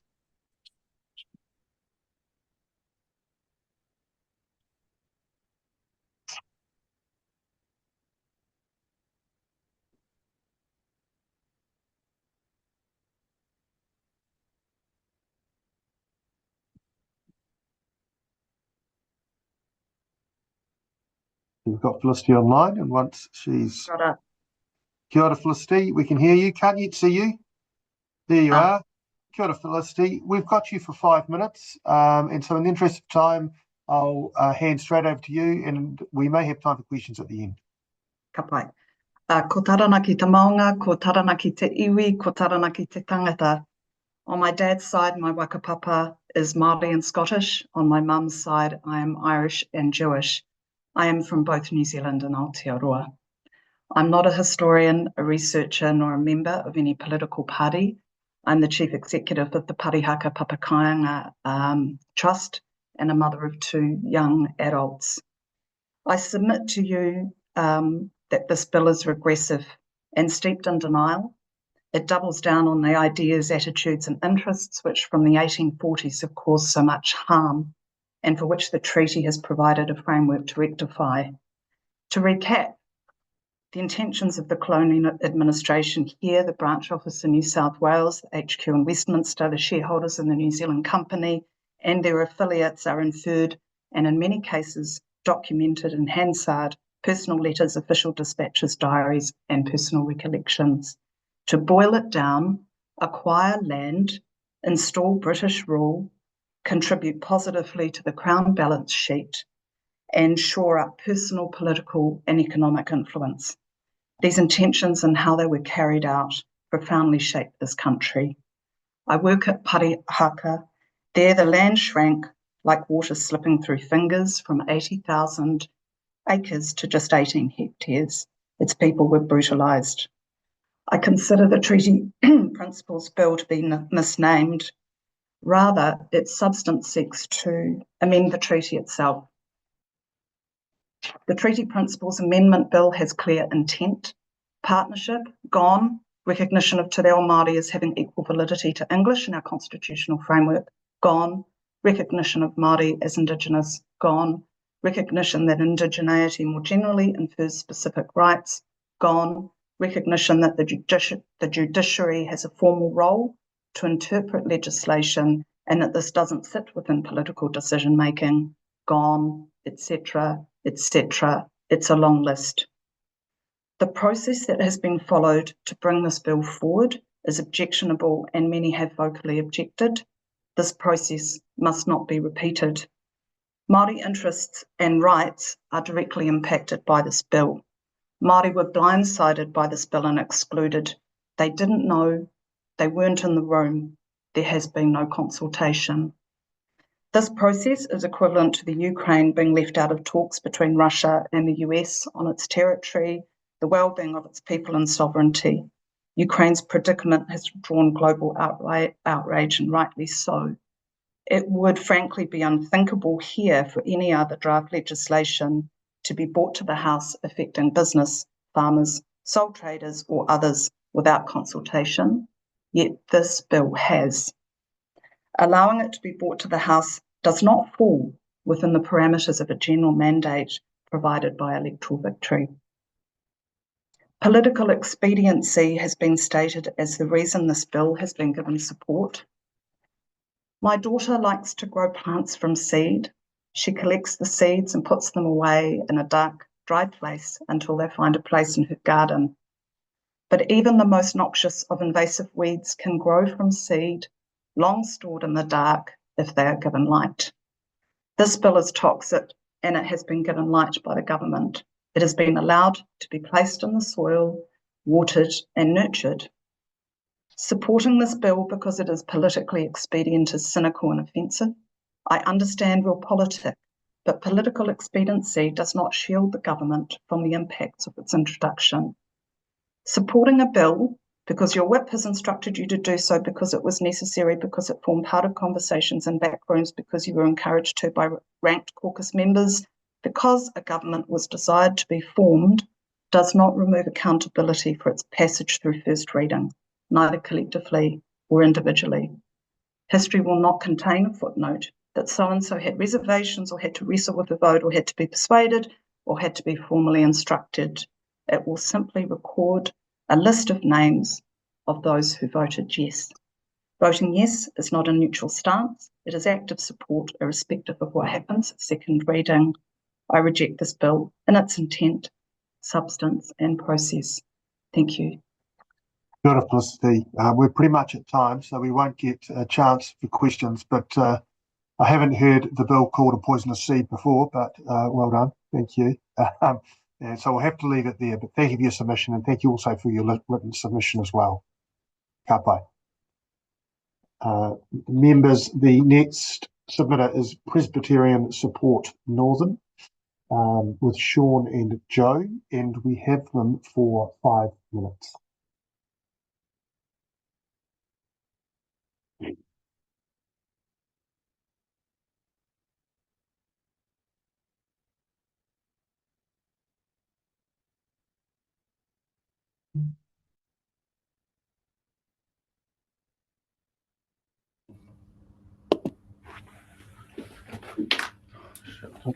So you've got audio with Sean. Haven't yet got video. There you are. Right. Kia ora, Can you hear us? Sean and Joe. Kia ora, good to have you here with us with the Justice Subcommittee. We've got you for 5 minutes and we've got your written submission. In the interest of time, I'll hand straight over to you. Right, kia ora. Tēnā koutou, ko Sean Greaves aho, here kai whakahere mātua. Thank you for the opportunity to speak today with you on this important issue. We take our submission as read, and we're going to give additional context to our oral submission. As you've noted, my colleague Joe Waru, Kaitahu Mātua, is with me to tautoko. Presbyterian Support Northern, or PSN, is an NGO with a 140-year legacy and is one of the largest providers of social health and disability services in the Upper North Island. Our services reach people doing it most tough in the community. So from those experiencing mental health distress or considering suicide, people experiencing or using family violence, people struggling financially or with financial insecurity, kids struggling at school, and so on. Māori are disproportionately affected through almost all of the work we do. One of PSN's values is tangata whenua. We acknowledge and respect the place of Māori in Aotearoa, New Zealand as the key partner alongside the Crown in Te Tiriti o Waitangi. For PSN, Te Tiriti o Waitangi is recognised as the guiding document in all our service delivery. A significant number of our workforce, as well as our clients, identify as Māori. Presbyterian Support Northern strongly opposes the principles of the Treaty of Waitangi Bill 2024 for the following reasons. Te Tiriti o Waitangi was signed by both the Crown and over 540 rangatira. The bill prioritises in determining, representing and advocating the position of Māori, of both Māori and the Crown. It attempts to redefine the Māori notion of tino rangatiratanga within a Western framework and without involving Māori as a recognised party in Te Tiriti o Waitangi. There are numerous themes we could name to demonstrate how the dishonouring of Te Tiriti o Waitangi has impacted Māori across the motu, but as time is limited, we'll limit it to simply say that implementing this bill has the potential to negatively impact the health and well-being of our Māori clients. So for example, as recently as the COVID-19 pandemic, it was found that Māori were much more likely to die from COVID-19. The range of reasons you'll be aware of, from including health comorbidities, crowded housing, higher unemployment, poverty, and so on. COVID-19 aside, these are all things that we encounter in our work every day. The bill promotes a false narrative that Māori are afforded privilege as a result of Te Tiriti o Waitangi. If that were the case, why do Māori continue to feature in the worst of the country's health, social, justice, and education statistics? It seems to us that the emotion driving some people's concern is fear. Fear that someone will receive something more than them. The reality is that we know that there are disparate health, social, and education outcomes for Māori. What if we actually honoured Te Tiriti o Waitangi in the way that our tupuna intended? That should be the conversation we're having, rather than codifying principles that put the Crown first. It's clear the system already hasn't been working. We know from our long experience through our skilled practitioners and research that culturally appropriate practice provides much more effective interventions with better outcomes. So in conclusion, we oppose the substance of the bill and the process by which the legitimacy of Te Tiriti o Waitangi and the status of Māori is being challenged. We also believe it would lead to greater inequity and worsening of social, health and economic conditions for Māori, and in turn impact all New Zealanders.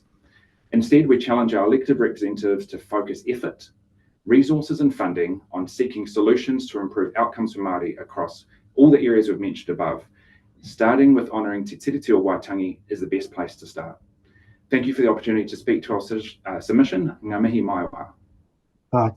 Kia ora, thank you for that. We've got a little bit of time for questions if someone has one. And thank you also for your concise but effective written submission as well. Steve Abel. Yeah, kia ora. I really appreciate your submission as well. The thing that I think people do understand at a basic level is that there are real inequities in the structure of our society, and the conceit of this bill is that it suggests that somehow the privilege exists with Māori, and that's the point you make pretty powerfully.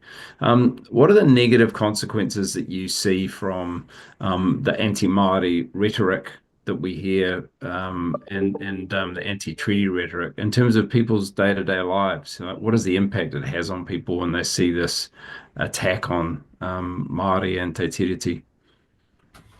Tēnā koutou, ko Joe Wari tēnei, māku e whakautu ki te kororora. I think that what the impact is unseen, but it's very apparent. And I think that that exists in the notion of intergenerational trauma. And so, whereas we haven't addressed that in the first instance, any ongoing movement forward will continue to perpetuate that. And as all the statistics reflect to us, Māori are disproportionately represented. It's not going to improve if we continue along this line that this bill is proposing. All right. Kapa, thanks for that. Look, we're out of time, but thank you again for your submission. Kia ora. Kia ora. Kia ora.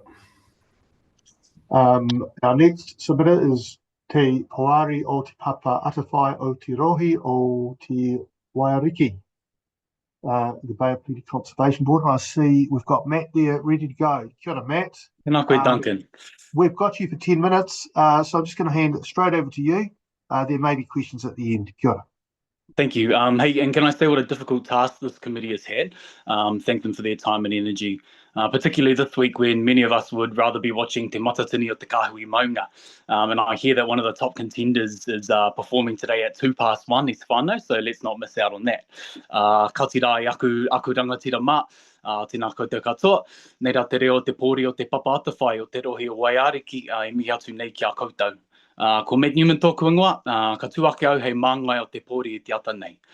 My name is Matt Newman, and I'm a board member of Te Pōri o te Papa Atawhai o te rohi o Waiariki, the Bay of Plenty Conservation Board, and it's from this perspective that I speak to you today.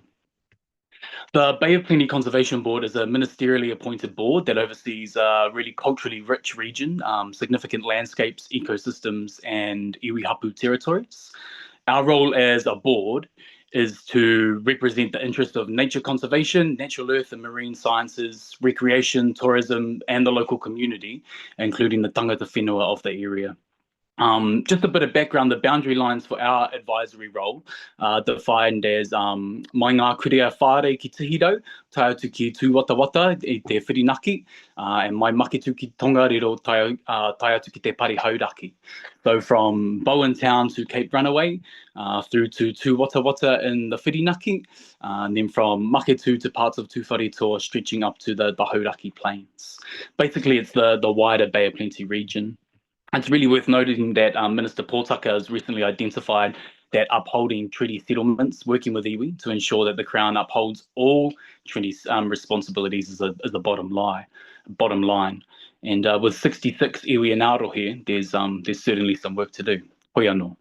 As a conservation board, we strongly oppose this bill that sits before us. At best, it is a lazy and ill-informed, opportunistic piece of legislation that seeks to dismiss the work of courts, tribunals, historians, and generations of leadership, both Māori and non-Māori. At its worst, it can be seen as the continuation of the land-hungry, environmentally degrading policies that got us into this ecological mess in the first place. Another iteration of legislation where tangata whenua are not consulted, not considered, and are sidelined once again. We take our submission as read, and we appreciate the committee's work to get through what I can only imagine was an overwhelming amount of reading. There's a couple of key points that I wish to highlight from our submission as the basis for our opposition, and I urge the committee to oppose this bill as well. I want to use specific takiwā, places from Aotearoa, to highlight the impacts this bill would have on the ground in the lives of our people. So, point number one, this bill will further damage conservation efforts, undermining current environmental protections and leading to the further decline of our environments. One of the most significant conservation efforts in Aotearoa is happening in the Raukumara, the homelands of Te Whanau Apa Nui and Ngāti Parau. A partnership between these iwi and Te Papa Atawhai, DOC, is working to restore ngahere that, to quote the experts, is in ecological collapse. A bare forest floor, erosions, slips, no bird songs. Any sign of life has been stripped away by possums and deer. The ecological value and the impact of the Rau Kumara on surrounding water quality and erosion cannot be understated. Let's be real here. Rau Kumara Pai Maunga, the partnership between DOC and these iwi, are doing what the Crown could not. The reality is that DOC is underfunded, under-resourced, and has a limited capability. And it's not reflective of the thousands of passionate and skilled kaimahi who work within DOC. Rather, it's reflective of those who make decisions to strip away funding while asking for more to happen. Rau Kumara is an example of a failed biodiversity strategy. The Crown has had hundreds of years to address the state of it, but it is only through iwi and hapu-led conservation efforts supported by the Crown that the Rau Kumara will flourish. And that is what we are seeing with this partnership. We firmly believe that this bill will further damage conservation efforts, particularly as it seeks to strip away the vital role of Māori-led conservation and fails to see the interconnectedness between Māori as kaitiaki, environmental stewardship, and the well-being of our natural world. The second point that I want to raise this morning is, we firmly believe that this bill significantly undermines current legislation and treaty settlement obligations, creating significant disruption within the legal and regulatory framework that seeks to protect the environment. Another concern that we hold is the damage that this bill will cause to current legislation. In Aotearoa, Te Tapatorua Toi is a joint management committee that was established under the Ngāti Awa Claims Settlement Act of 2005. It seeks to partner representatives from Te Runanga Ngāti Awa, the Department of Conservation, and from our Conservation Board. This joint committee then sets the conservation policy and management, providing leadership and direction for three key parts, three key areas that sit within the whakatāne rohe. Under Section 4 of the Conservation Act, the Department of Conservation must give effect to the principles of the Treaty of Waitangi. The principles of the treaty recognise a partnership between Māori and the Crown. The treaty imposes on both partners the duty to act reasonably and in good faith, to offer each other the courtesy of consultation, and to ensure informed decision-making. The principles require the Crown to actively protect the rights of tangata whenua in using their lands and water to the fullest extent practical. The principles of the treaty require the Crown to remedy past breaches, such as those experienced by Ngāti Awa, and recognise the right of Māori to exert tino rangatiratanga over their resources and other taonga. So in the context of Te Tapatorua Toi, in the context of the Ngāti Awa settlement, it means that Te Tapatorua Toi is the means through which Ngāti Awa and the Department of Conservation give effect to Te Tiriti. And while this may surprise some members of the committee who could use the term co-governance as a dog whistle, nothing but good has come from this arrangement. The environment is flourishing more than ever. Ngāti Awa is able to hold tino rangatiratanga over their whenua that has always been theirs. Cultural practices are being reclaimed, and scrawny, slow, middle-aged trail runners like myself can still go out for a Saturday morning run to reminisce on the glory days of being an athlete before scoffing down a scone and a flat white. Nothing but good has come from this arrangement. Therefore, it puzzles me, what is it that the architects of this bill are frightened of? Many iwi in the Bay of Plenty are negotiating or have already established agreements with the Crown to manage public conservation lands as part of their treaty settlements. These arrangements, grounded in kinship and kaitiakitanga, seek to restore iwi autonomy over land and resources. However, this bill will introduce a conflicting framework that disrupts ongoing negotiations, disregards iwi-specific agreements tailored to the diverse needs, practices, and aspirations of different iwi. To be frank with you all, this bill stinks. Momo wā, momo pūtea, he ngutunutu kau. It actively seeks to breach the promise of Te Tiriti. It is not in good faith, and it erases the recognition of the role tangata whenua play as kaitiaki o a tātou taiao. This process has harmed Crown iwi relations, and I personally would take it a step further as saying that it has harmed race relations within Aotearoa. As I have presented to you this morning, this bill, if passed, will undermine environmental protection as it stands, leading to greater damage to our already fragile environment. We, the Bay of Plenty Conservation Board, urge this committee to reject this bill and in future to engage in genuine consultation with Māori communities to ensure that future legislation truly honours what the treaty promises, the self-determination of iwi and hapu, te mana Māori motuhake me te tino rangatiratanga. And probably a final thought is that it's not just the outcome and whether this bill is passed that matters, but it's actually the process. And it's what is instead in the course of this process that matters. You know, what people say makes a difference and will be remembered by treaty partners. There's an expressive value to what is happening here, which is why I suppose national support at the first reading meant so much to the ACT Party. The integrity of this country is at stake, and those who do not have the opportunity or the ability to engage with this issue in a considered way look to leaders in public and leaders in Parliament, yourselves, to understand what the issues are and what matters. My final comment is that we must do better than this.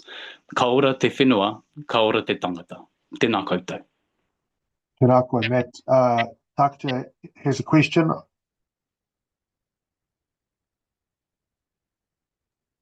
Tēnā koe, Matt. And thank you for bringing up the fact that all of the outstanding environmental initiatives are ones that include or indeed are led by the mana whenua of an area. And I'm here in Taranaki, where Taranaki led the institution of Rahui on this coast to preserve the sea kai. Now, I'm sort of just interested, you've outlined really clearly the problems and the sort of underlying drivers of them. What do you think needs to happen in order for this type of thing never to rear its head again? Yeah, it's a really interesting question, Tākuta. First and foremost, education. I think this is the result of not having education around tiriti, around the history of Aotearoa.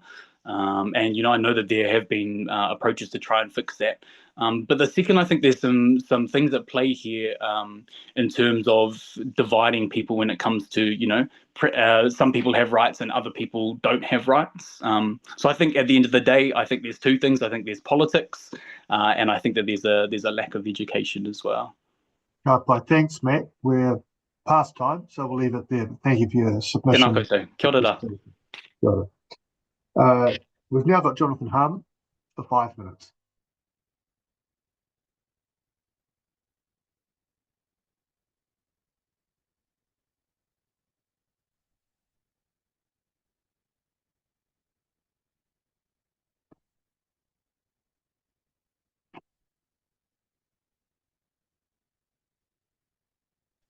Can you hear me now?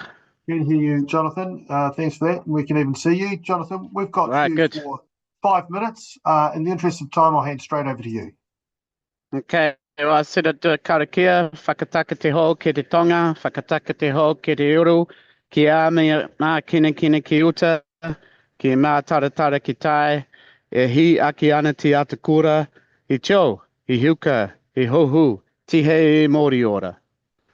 Thanks for having me. I've heard some of the previous presenters, and thanks for giving my chance to say something, perhaps to the opposition. Just a quick question. Is the panel, from what I've heard from the previous ones, maybe it was just a few people asking a question, but is there anyone on the panel who's possibly, favourable to the Treaty Principles Bill? Or am I just hearing one side of things? Well, this is your opportunity to talk to your submission, but I'll just let you know there's no ACT Party member on this committee. That they don't attend this committee. They don't bother All right. to mate. Okay, so anyway, I've heard some points made as to the problems the bill would represent. I would say firstly that a lot of those points I've heard would extend far beyond the scope of merely working out some principles that could go with the suggestion of principles in the Treaty of Waitangi. So simply to request that finally we iron out what they should be, perhaps together as New Zealand and as a society, not just a bunch of experts all the time, but all of New Zealand could have a conversation as to what those principles might be that weren't set out clearly in the actual treaty. And everyone's talking about honouring the treaty, but I think nothing can honour it more than actually going back and not to something 40 or 50 years ago, post-treaty by over 100 years, but right to the heart of things. So it mind boggles me that it would have anything to do with how we might preserve and respect our environment in the future if we just work out some principles, and many other such examples given would be beyond the scope of just ironing out something like what the treaty principles might be. So including the idea that Māori are going to suffer because some principles are actually finally put in place. So yeah, I would just have to say that my stake is still on the side of managing a society that is equal for all under the law and our voting rights. And, you know, I understand there are different groups. There are many identity groups in New Zealand, not just Māori. I'm from a mixed race family. Many of us are in the LGBTQ, and there are so many different groups in New Zealand who you can always find statistics for saying as a collective someone's doing worse than some other collective. But at the end of the day, the best way to address those sorts of issues in New Zealand is, again, stripping it back to what individuals need, rather than saying, oh my gosh, well, what about the Q and the LGBTQ? We have to have something special for them. And there can always be all these different ways to approach things as a collective, and then you have irreducible numbers of collective. But at the end of the day, if you take it back to individuals, then we can have a free and fair society.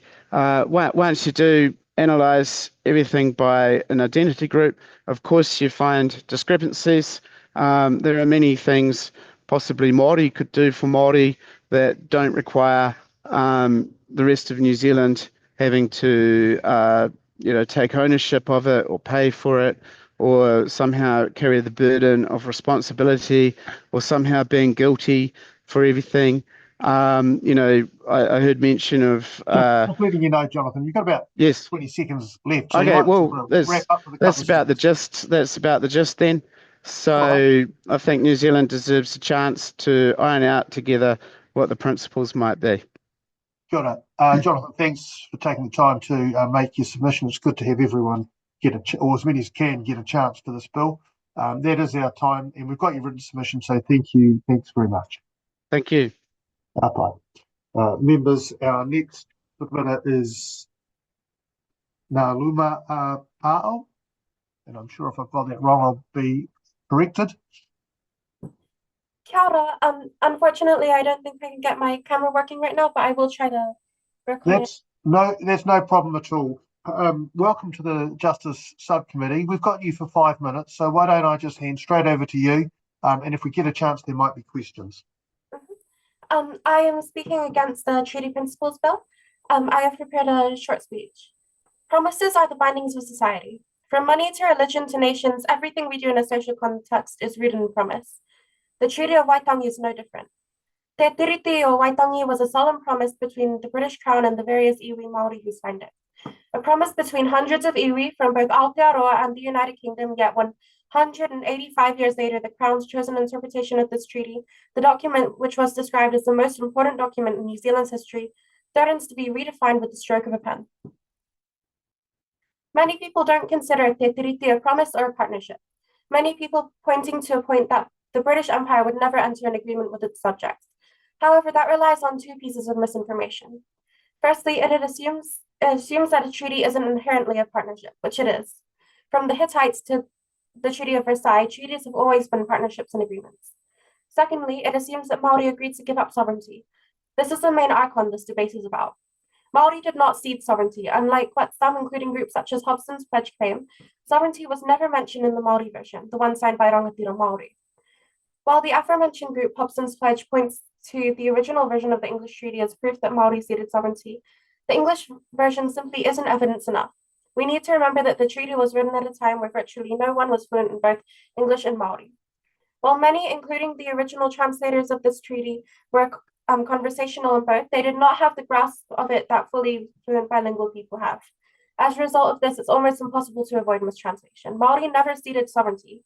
Kawanatonga is and always will be the wording used. While it's unfortunate for the Crown that they mistranslated it and didn't realize the issue until it was too late, to put it frankly, this isn't Māori people's problem. They didn't mistranslate it. They didn't sign the English version. We should listen to Māori about the translation, rather than comparing translators to criminals like a certain aforementioned group has done.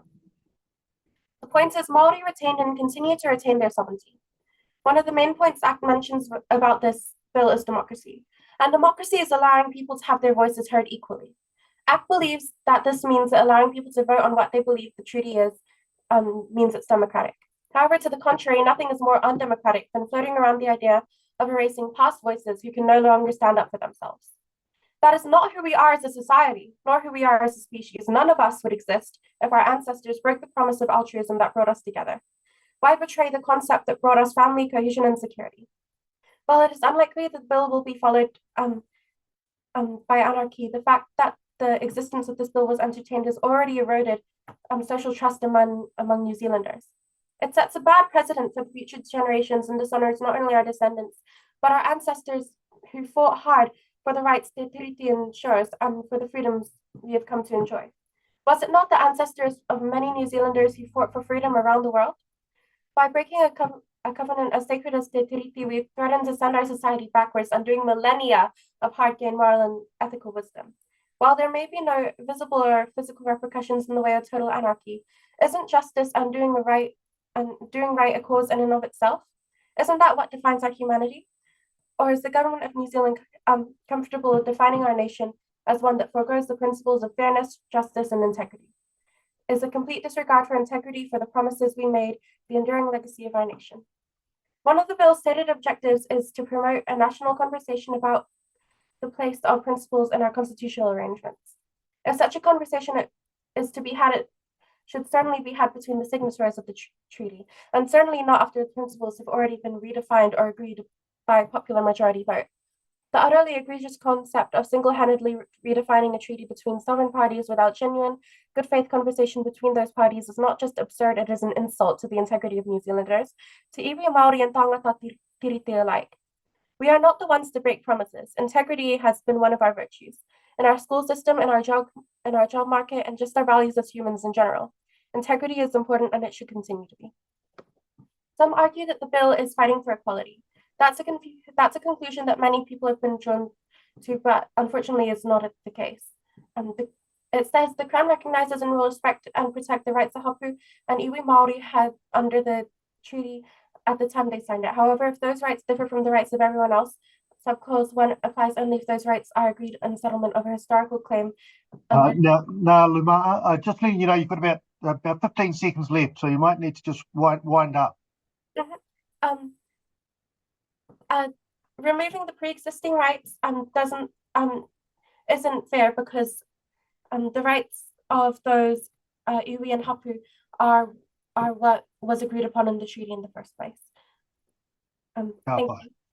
Kaupai, thank you very much for your submission, and we've got your written submission as there's a long written submission there as well. So thanks for taking the time. Thanks very much for your time today. Kia ora.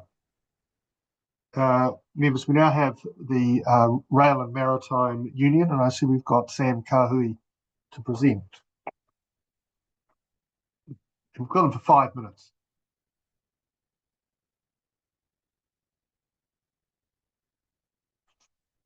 Once we get the sound and video on.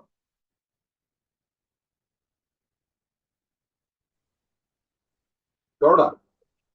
Kia ora, Sam. Welcome to the Justice Subcommittee. We've got you for 5 minutes to speak to your submission. So without further ado, I'll hand straight over to you. Hi, tēnā koutou katoa. Ko Sam Kahui ahau. ko Taranaki te Maunga, ko Taranaki, ko Te Atiawa, ko Kaitahu, ngā iwi. I'm a member of the Rail Maritime Transport Union. I hold the branch officer. I'm also a member of the National Management Committee and a member of the CT Brunei. When the kind of settlers came over the hill and looked across the Canterbury Plains. Are you hearing that audio? Yep, got you there. Oh yeah, no, I was talking about coming across the Canterbury Plains. Okay, so thank you for this opportunity to submit on behalf of the Rail and Maritime Transport Union. Firstly, we want to recognise Te Treaty of Waitangi, the Māori version, as the founding document of Aotearoa. We recommend that this proposed bill be abandoned. In our view, it's a travesty. I'd go on to say that it totally dishonours Te Treaty, and if the treaty is deemed as a founding document, you don't want to be breaching it. But of course, the settler government has a long history of such breaches. We assert that Te Treaty, the Māori version, contains collective values through terms like kino rangatiratanga, which are actually about outcomes for the collective. We recognise the great work done by the Treaty of Waitangi and the courts, and we see those as being guiding in the understanding of Te Treaty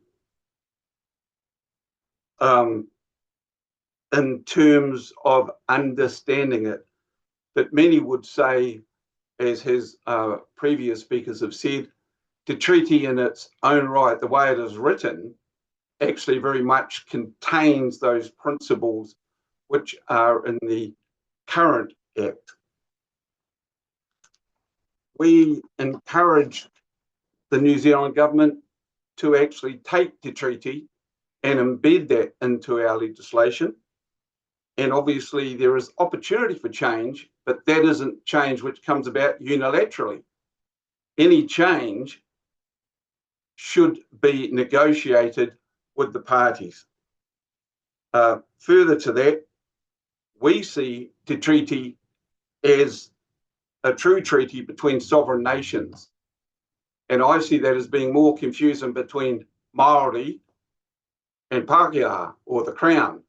It's the Crown and Ngā iwi or Ngā hapu, because that's where the authority was at the time that this document was signed.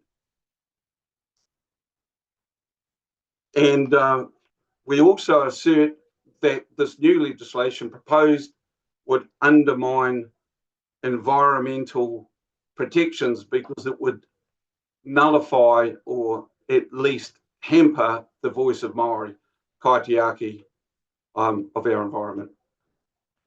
Open to questions.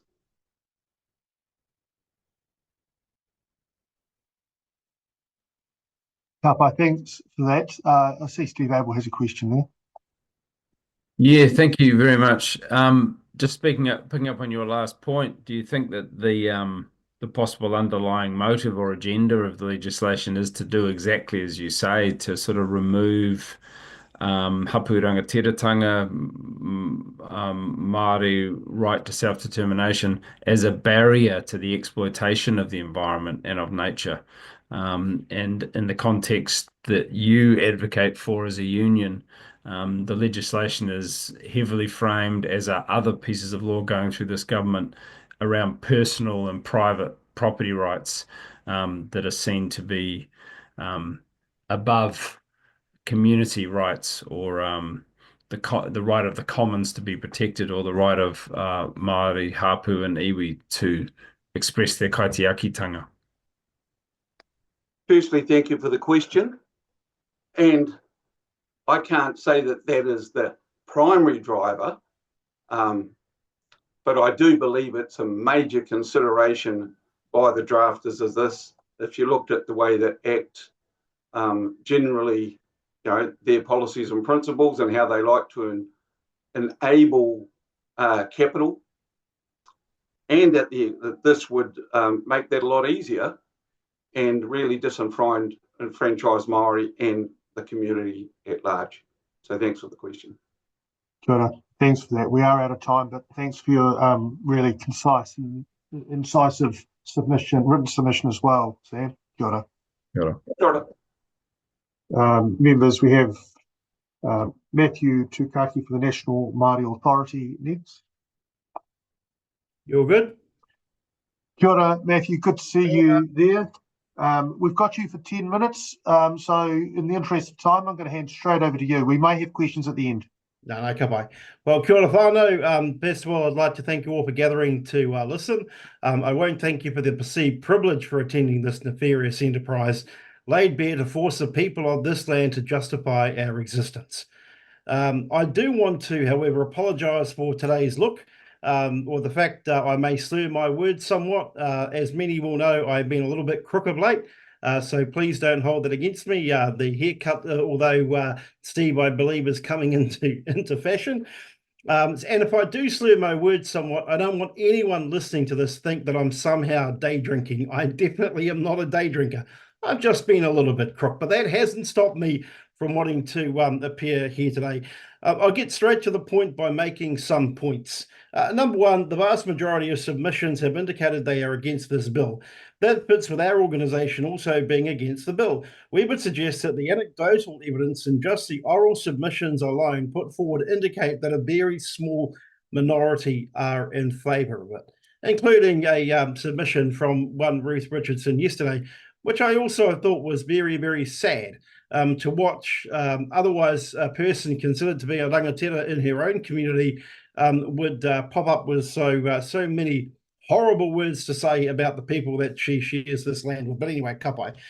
Two, that very small minority have appeared before the committee ill-prepared, providing little evidence to back up their claims and have dwelled on previously discounted narratives that are either wrong or are themselves anecdotal. You know those old stories of I went down the pub and I spoke to old mate and he told me about old auntie down the road who once said X, Y, and Z. We know that that is not evidence and we've got to stop treating it as such. In doing so, they've also attempted to use long past tupuna of ours, such as Te Apiranganata, to support their nefarious claims. Now, if anybody needs an education in the word nefarious, I'm happy to provide it. Three, on the other front, we have watched after organisation to organisation, expert to expert, and person to person has provided evidence, has that word again, evidence, not anecdotal storytelling from old mate down the road, evidence such as legal arguments or referencing to historical facts. Here's another word, facts. Let's not let facts get in the way of a good story, eh? Jurisprudence or specific examples. Former Prime Ministers, the odd Attorney General, the bishops showed up the other day, and respected former jurists have all sat where I am and stated overwhelmingly their opposition to this bill. Instead, from those who have been in favour of the bill, we hear Trumpisms in from the United States. We hear references in the early submissions to the Constitution of the United States, which has absolutely nothing to do with what is going on in Aotearoa, New Zealand today. God forbid Destiny Church. Number four, we have heard referencing in submissions to the very real risk that this bill has on past and present and future settlements. Iwi, hapu after hapu, marae after marae, whānau after whānau have indicated very, very clearly the legal concern for settlements that have already been made or settlements that are underway. And number five, we've heard a frightening thread that essentially refers to the entitlement of Māori, that old chestnut. It's inconceivable that Māori ever ceded sovereignty. How is it? And I hate to deal in facts once again, but how is it a population numbering more than 90% of the then nation number at the signing of the Tiriti o Waitangi would ever have done that? It is just inconceivable. It skirts the fact that at the time many Māori were concerned for their own welfare. We were concerned about the drunks. We were concerned about the vagabonds, the prostitutes, as well as the shady business folk. wanting to take advantage of the land and our waters of the day, our taonga.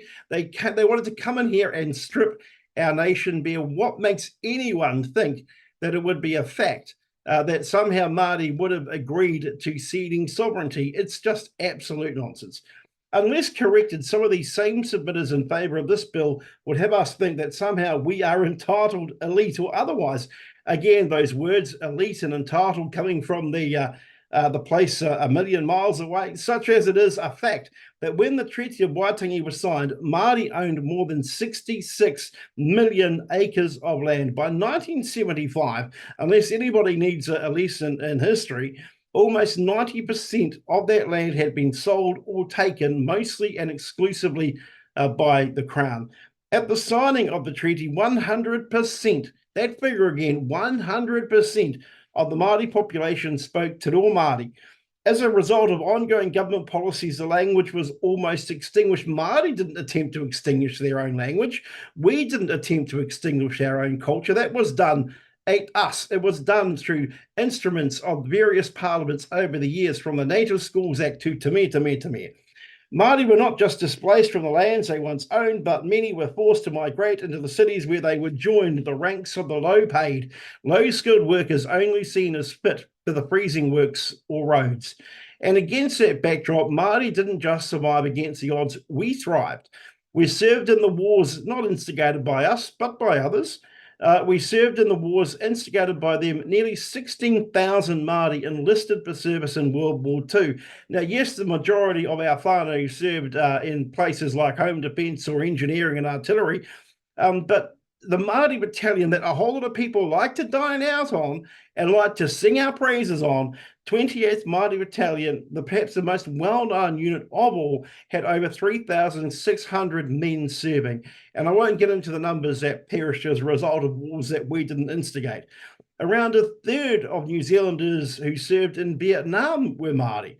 And I would argue very, very strongly, we have paid our price of citizenship over and over again, time and time again. We have fought, even though we were fighting against the same forces that wanted to push us down with boots on our throats and suppress us.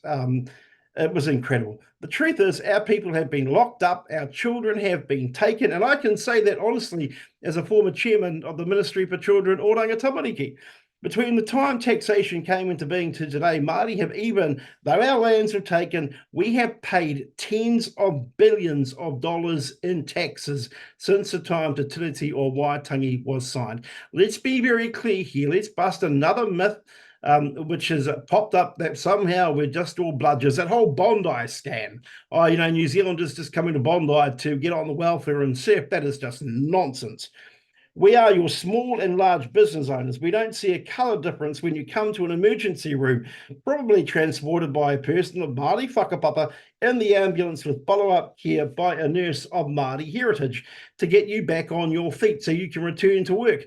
We are the street cleaners, we're the factory workers, we're the shearers and the farmers. We teach your kids, and most likely we taught you. We drive the buses and stack the shelves in the supermarkets. You push your trolleys down. Not every Māori gets in a car and goes ram raiding late at night or goes out one night stealing. We are hard workers. We fill the ranks of the middle class. And the irony is, in future years, because the Māori population is getting younger and the rest of the population is getting older, we're going to be the taxpayers that fund the superannuation, health and welfare systems. So when there are major disasters, we throw open the doors of our marae, because that's what it's like when you provide manaakitanga for your manuhiri. And when we need to put on a show of nationhood, we sing and we haka and say, haere mai, come spend some time down here in the best corner of the world, even though, again, we feel like this bill does, puts a boot on our throat so we can hardly breathe. All this against a great backdrop of sadness that even today others bring a bill into this house and remind us that after everything that has happened, we are worth only the same as someone who arrived here this morning on a plane from a foreign land to enjoy rights we either don't have or fought hard to obtain. That's not equality, whānau. That is called suppression. That is suppression 101. You've got about a minute left. Do you want to go to questions, or do you want to just finish your korero? I'm going to say this. Finally, a message to those amongst us who think their time to trade and division has come, as history will judge. The imperfections of humanity have been laid bare by the statements made by the few in this place, but I'm heartened that you are but a few, as it is the majority that continue to focus on kotahitanga. We have and will always be stronger together as a nation, and may no ideology draw us apart. But be under no illusion we stand against this bill, and I especially find it a disgraceful waste of taxpayers' money. And therein ends the lesson. Kia ora. Kia ora, Matthew. Thank you for that. We don't really have enough time for any questions, so but thank you for your submission, and thank you for your concise 5 bullet points at the end of your written submission. Kia ora. Thank you for that. Ka kite, whānau. Ka kite. Members, we now have the Arbitrators and Mediators Institute of New Zealand, and Dr. Anna Kirk will be presenting, and we have them for 5 minutes.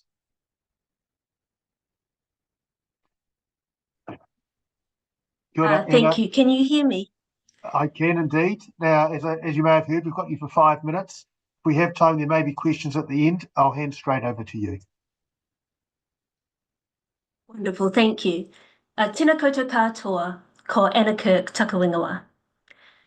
I am an arbitrator, barrister, and the Vice President of the Arbitrators and Mediators Institute of New Zealand, commonly known as AMINZ. I'm grateful for the opportunity to present today on behalf of AMINZ.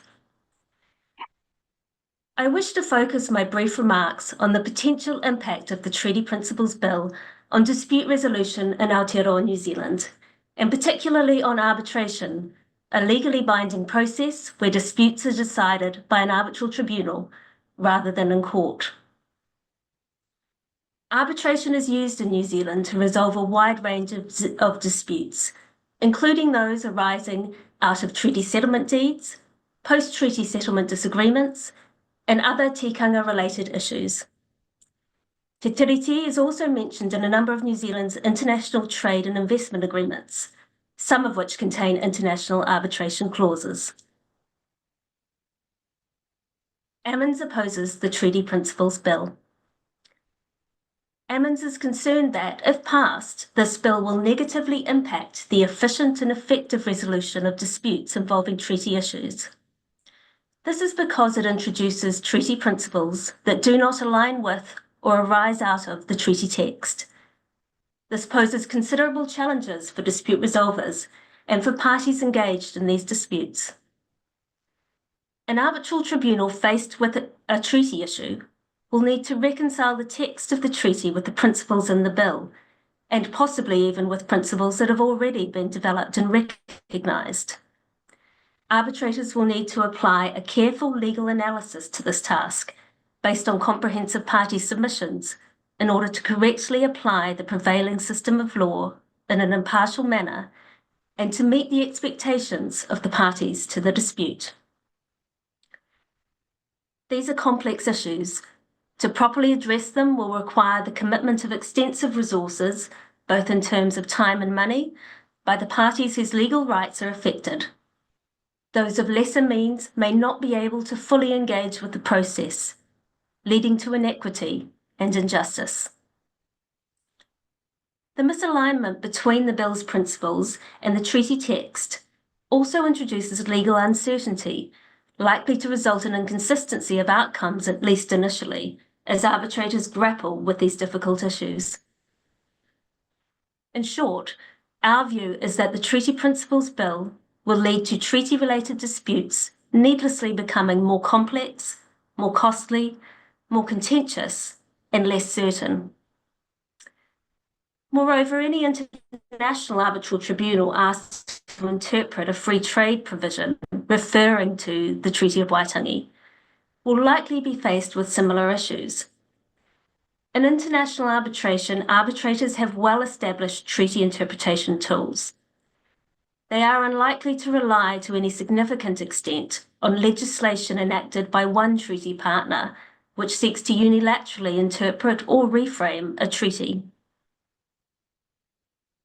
AMINZ's written submissions touch on a number of other points, including the rule of law and the role of the judiciary in interpreting the treaty. I'm aware that the Justice Committee has heard from a number of other submitters on these issues, including the New Zealand Law Society and the New Zealand Bar Association. So I do not propose to repeat such submissions. I simply reiterate that Ammons is supportive of them, as set out in our written paper. My final point is that Ammons has a long history of working with government as a trusted, apolitical voice on best practice dispute resolution. We consider that passing this bill would not be in the interests of justice or effective dispute resolution in Aotearoa, New Zealand, and we are grateful for the opportunity to make our concerns known to you and acknowledge the important work that you are doing here. Kia ora, that's the end of my submission, and I'm happy to answer any questions. Kia ora, thanks, Anna. Look, we're pretty much at time. We don't really have time to give justice to a question and a full answer, so I'm going to leave it there. But thank you, and I thank you for your very comprehensive and interesting written submission as well. Kia ora. Kia ora. Members, our next submitter is Matt Turner, who we have for 5 minutes.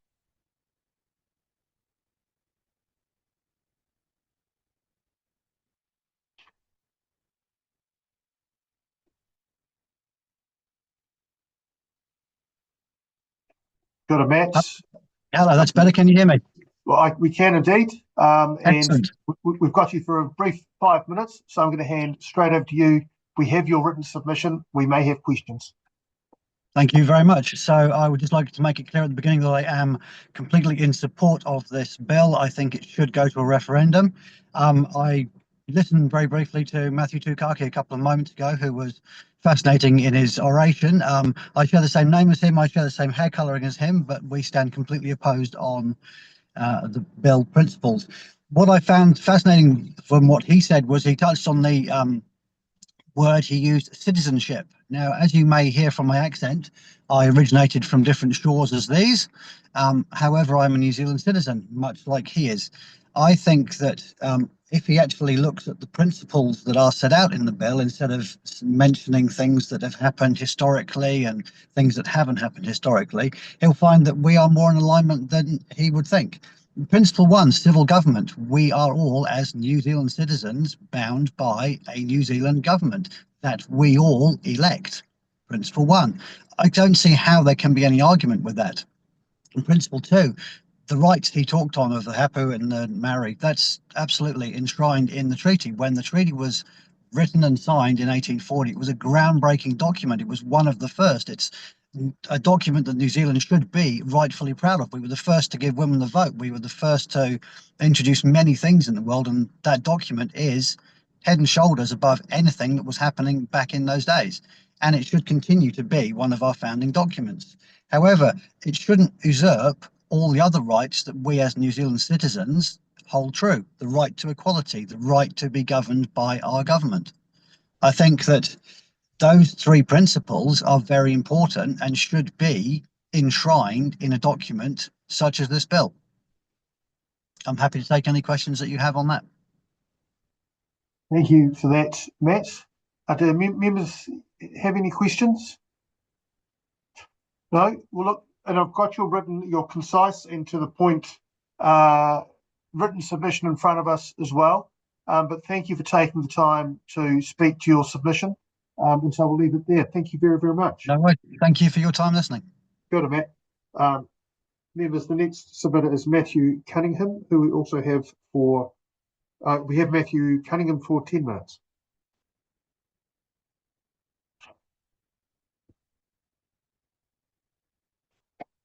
Good, Matthew. Good to see you there. We've got you for 10 minutes. If we've got time, there may be some questions at the end. I'll hand straight over to you. Oh, kia ora koutou. Can you hear me okay? We can. Ka pai. Well, firstly, I just wanted to thank the committee members and also parliamentary staff. I know that this has been a lengthy, trying process with a record number of submissions. I really appreciate you making the time. So my name is Matthew Cunningham. I'm a professional historian. My qualifications and publications are set out in my submission. I understand submissions are taken as read, so rather than go through mine in detail, I thought it might be useful to focus on what I believe is a key question underpinning this bill, and of the submissions for and against it, and that being, did Māori cede sovereignty in 1840? Now, while sovereignty is obviously central to any conversation regarding the treaty, I'd like to suggest to the committee that you set that question aside for one moment.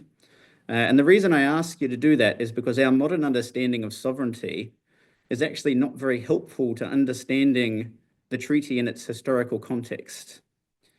Our 21st century understanding of sovereignty is of something singular, absolute, all-encompassing, the ultimate source from which all authority stems.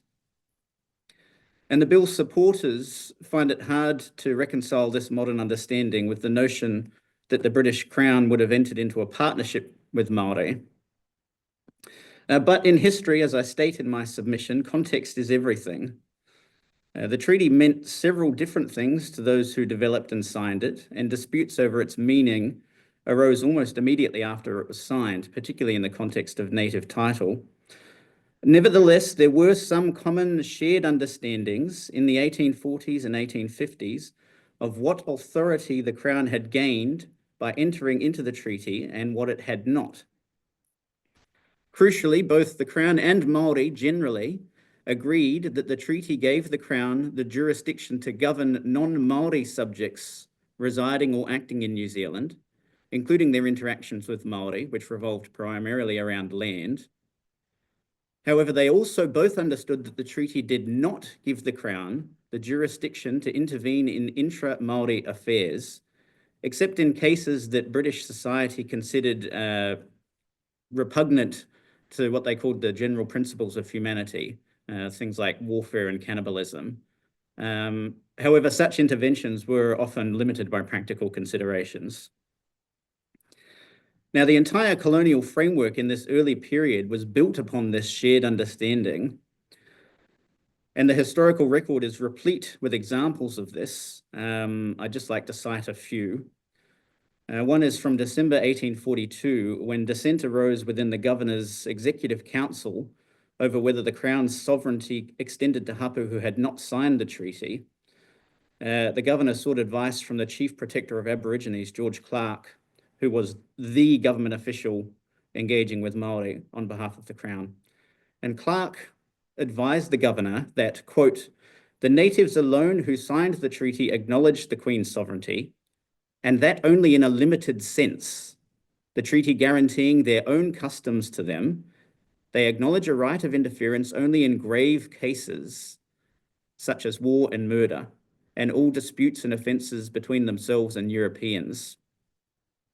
The natives who have not signed the treaty consider that the British government, in common with themselves, have a right to interfere in all cases of dispute between their tribe and Europeans, but limit British interference to European British subjects." The second example I'll quote is instructions from the Secretary of State for the Colonies to the acting governor in 1843, which mirrors instructions given to earlier governors, including the instructions given to Hobson himself in 1839 as regards the negotiation of the treaty. These 1843 instructions said, quote, "There is no apparent reason why the Aborigines should not be exempted from any responsibility to English law or to English courts of justice as far as respects their relations and their dealings with each other. The native law might be maintained and the native customs tolerated in all cases in which no person of European birth or origin had any concern or interest," end quote. Life on the ground in the 1840s and 50s reinforces this shared understanding that Māori authority at place remained intact. Most districts remained wholly under Māori control until the 1860s, and Māori custom continued to be used to resolve day-to-day disputes. And there are several of examples of this discussed in the submission of Te Runanga o Ngāti Awa. By the 1860s, the colonial government had adopted a more aggressively assimilationist policy. However, Māori continued to advocate for local autonomy in various forms and at various times after the 1860s. I discussed many examples of this in my submission, but I'd like to close by referring to the Kotahitanga Parliament of the 1890s, and a quote by Hamiora Mangakahia in 1892, who was the first premier of the Kotahitanga Parliament. He said, when describing the treaty, quote, "By that treaty, the chiefs of the Maori race gave the Queen and her people license to live in Aotearoa and Te Waipounamu. That is, it was an agreement that the mana of the government and the Queen could obtain in all places in New Zealand. By that treaty too, it was settled by the two sides that the Maori people alone had mana over the lands. You know our meaning for this word in our own language, because this word mana is something exceptional. According to our custom, one chieftain would never proceed to arrange conditions for the property under the mana accorded to another chieftain." End quote. So just to wrap up, when sovereignty is understood in its 1840 context, it's quite clear that the Crown had no concerns with Māori continuing to manage their own affairs according to their own customs. It was also quite comfortable institutionalising forms of local Māori self-government, as you'll see in my submission. Māori in turn understood that they were ceding the right to control British settlers and to intervene to some extent in disputes between settlers and Māori. However, in all other matters, Hapu believed they retained their authority at place. And I'd argue that in a very real sense, many of the disputes that arose between Māori and the Crown after 1840 stemmed from the expansion of the Crown apparatus into areas that were not expressly provided for by this shared understanding. Kia ora, and happy to take questions. Kia ora, Matthew. Thank you for that. Members, we do have some time for questions. Probably one, Steve Abel. Kia ora. Thank you, Matthew, for your excellently substantive submission as well.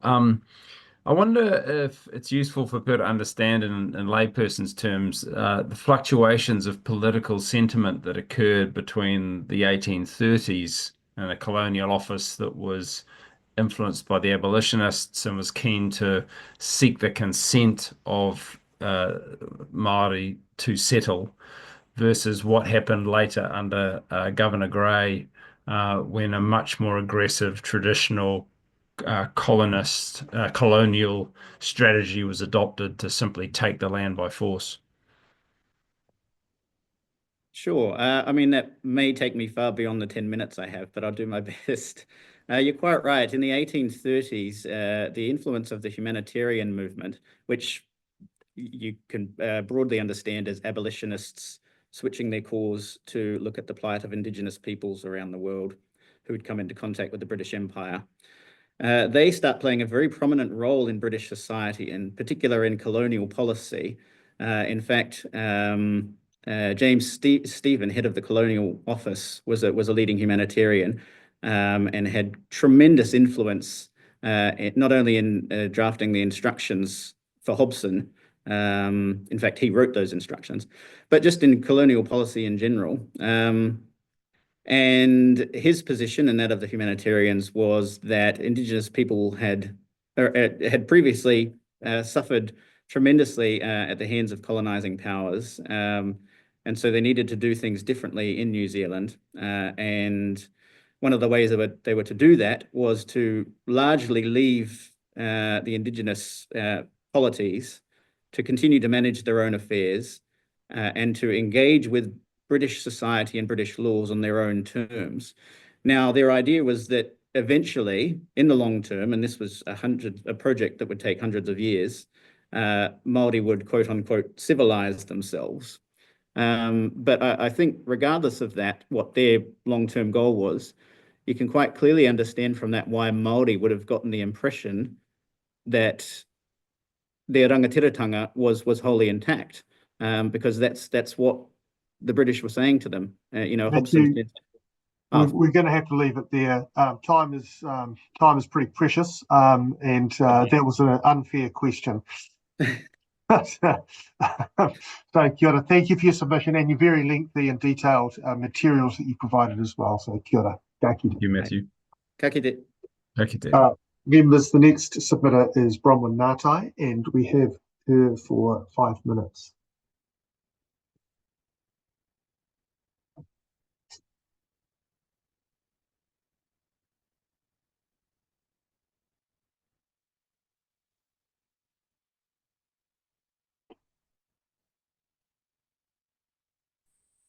Hi.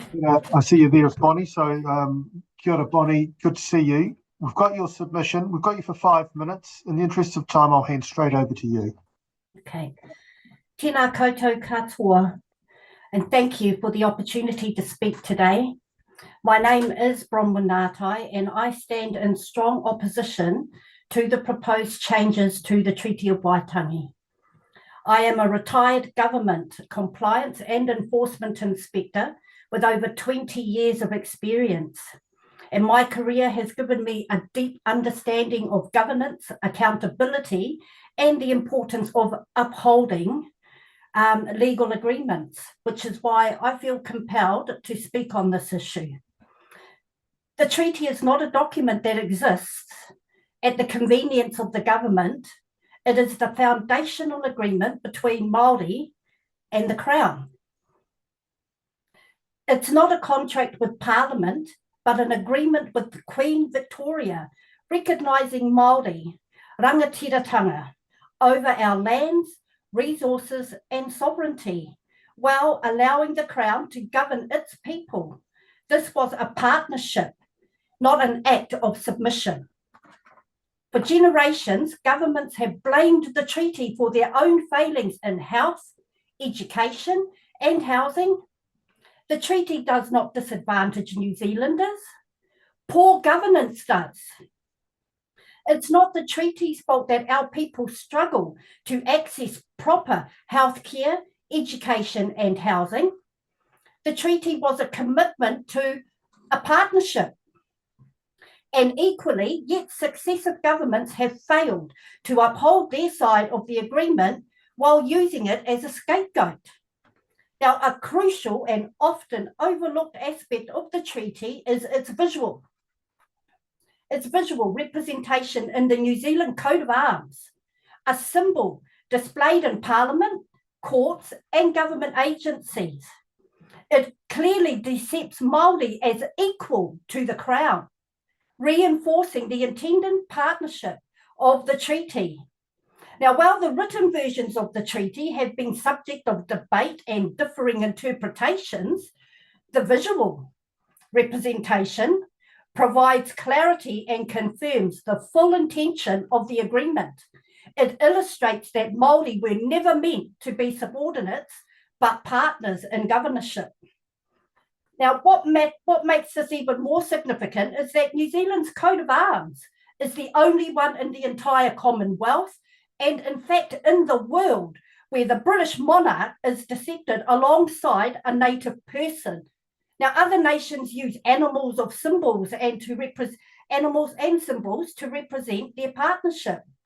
But this imagery speaks volumes about the intention of the agreement, likening it to an arranged marriage, where both parties entered a commitment of mutual respect and coexistence.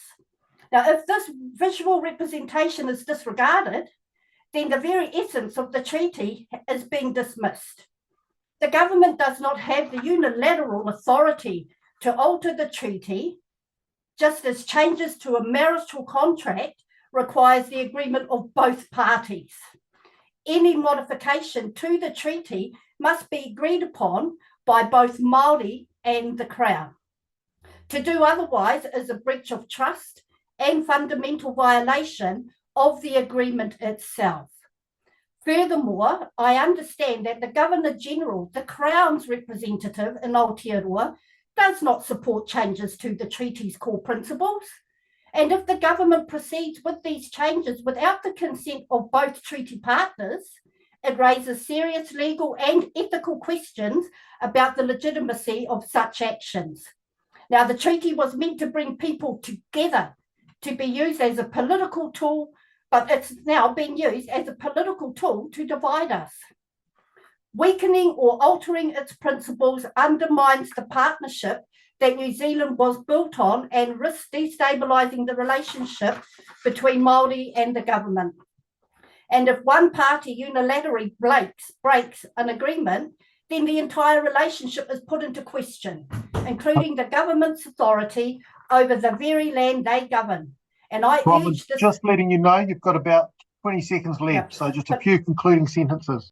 Okay, but but our ancestors signed this agreement in good faith, and it's time for the government to do the same. To break this seal of coat of arms is to divorce the agreement, and if that happens, everything could revert back to Māori. Thank you. Kia ora, thank you very much for your presentation, Bronwyn. We are out of time, but thank you very much, and thank you for your written submission as well. Kia ora. Okay. Kia ora.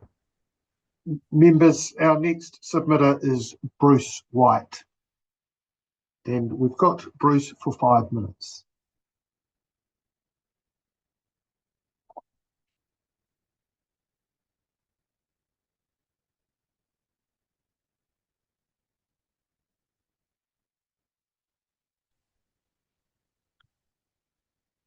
Helps if you unmute and video, etc. All right, good. Okay. Well, we've only got 5 minutes, so I'm going to hand straight over to you. The floor is Thank you, Duncan. Firstly, thank you to all the members of the committee. I do appreciate the hard work and rather you reading it all than me. I don't present to you today as a constitutional expert, a historian like Matthew, but simply as a fifth generation New Zealander who's continuing in my growing understanding of what it means to be a New Zealander and the space that I'm afforded under the Treaty of Waitangi. I've read Alistair Rees's thesis with regard to treaty as covenant. Covenant is a biblical understanding of a relationship entered into by two parties that is not a contract in our current understanding. The argument is that the CMS missionaries of the time understood covenant. This was the basis of the treaty, and I found Alistair's presentation very compelling. The difference between covenant and contract is simply that covenant is an ongoing relationship. It doesn't matter if one party walks away or not, you continue it. I like the presentation of Māori marriage as a understanding, and I think it also fits in with Matthew's previous comment about history, that what was understood at the time maybe not what is understood now. The other reflection I'd just like to give is I keep thinking, if I was Māori and I was walking in their shoes, how would I feel? I suspect I'd find this bill quite confronting, egregious, and I would just simply ask that this bill be dismissed. I find it's not helpful in our process, and as a Pākehā who has lived here all my life, I'm deeply saddened at the division that this bill has brought, and thank you for your time and your consideration. It's not easy, and I thank you for it. Kia ora, Bruce. Thanks for that. I see Steve Albert has a question. We have some time. Yeah, kia ora, Bruce. I too am a Pākehā on this long journey of understanding what it is to be a Pākehā New Zealander or a tangata tiriti New Zealander, including all of those who are non-Māori. And one thing I wonder is that in that journey, it's confronting to understand the brutality of our history and the systemic inequities that exist as a consequence of structures in place now. But I wonder if you can reflect on also how it deepens your sense of connection and citizenship in a sense by understanding that history and understanding how our national cohesion can be achieved through upholding te tiriti. I think, Steve, to answer your question, I lived overseas for 7 years. When I came back to New Zealand, I realised that I had lived as a minority. I came back as a minority. And what it did is it made me realise Māori, but in terms of your question, it also deepened my connection to the land and also to the people. I just find myself compelled. I think compelled, is the right word, to understand this is their place first, and we're here because of the treaty. And that's an ongoing journey. And I am deeply humbled when we walk onto marae and are welcomed in a pulphery.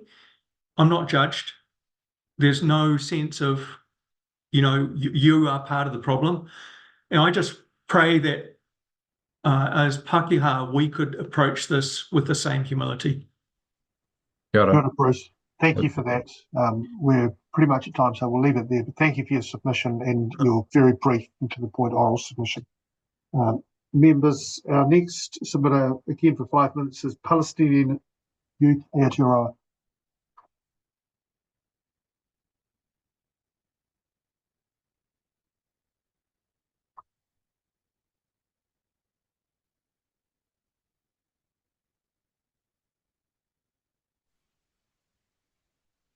Kia ora, Jeanette. We've got Sorry, you here. some technical issues. That's all right. We'll crack straight into it. We've got you for 5 minutes. So without further ado, I'll hand over to you. If there's time, we may have questions. Tēnā koe to the chair and tēnā koutou to the committee. Salam alaikum, and thank you for allowing me this opportunity to speak to you on behalf of the Palestinian Youth Aotearoa. We are a team of young Palestinian New Zealanders who are passionate about celebrating our beautiful Indigenous culture and raising awareness for the Palestinian cause here in Aotearoa. My name is Renad At-Tamimi, and I was born in Hebron in Al Khalil, West Bank of Palestine. I have lived through apartheid and colonization for most of my childhood, walking through barriers of not being able to go from one city to another without having to go through checkpoints and surveillance of some sort. Today, PYA stands with Tangata Whenua to oppose this bill because we understand that Indigenous people from all walks of life have a mutual struggle. It is our very existence which defies those who try to erase us. It is our solidarity and connection with each other as Indigenous people that scares the imperial and colonizing powers the most. And we will never turn our backs on our Maori whānau. The Palestinian people have seen how the law and legislation can be used as a tool to deny the rights of Indigenous people.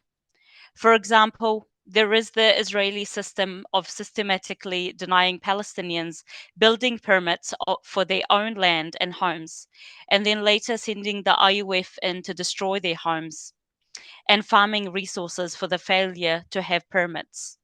This is done to force them from their whenua so more settlers can be moved in and that legal settlements expanded. And more, there is the nation-state law, which defines Israel as the ethno-religious state and denies the rights of Palestinian citizens of Israel. Numerous United Nations and international NGO reports have now established that Israel maintains an apartheid regime, and the law plays a fundamental role in this regime. We are here today to stand up for our Maori whānau against the use of similar tactics to deny their existence as Indigenous people and the rights they derive from the status and from their te tiriti. These legal tactics can appear neutral and liberal on their face, but they are thin end of the wedge to redefine and undermine Maori rights. In a similar vein to the violent and colonial actions of Israel against our people, this week in Roto Kakahi, we have witnessed the deployment of the police force to arrest and subdue mana whenua, who are simply trying to protect their wahi tapu. It is another shameful stain on this nation that our government and local councils would enact these tactics against people standing firm in their rightful duty to protect their whenua.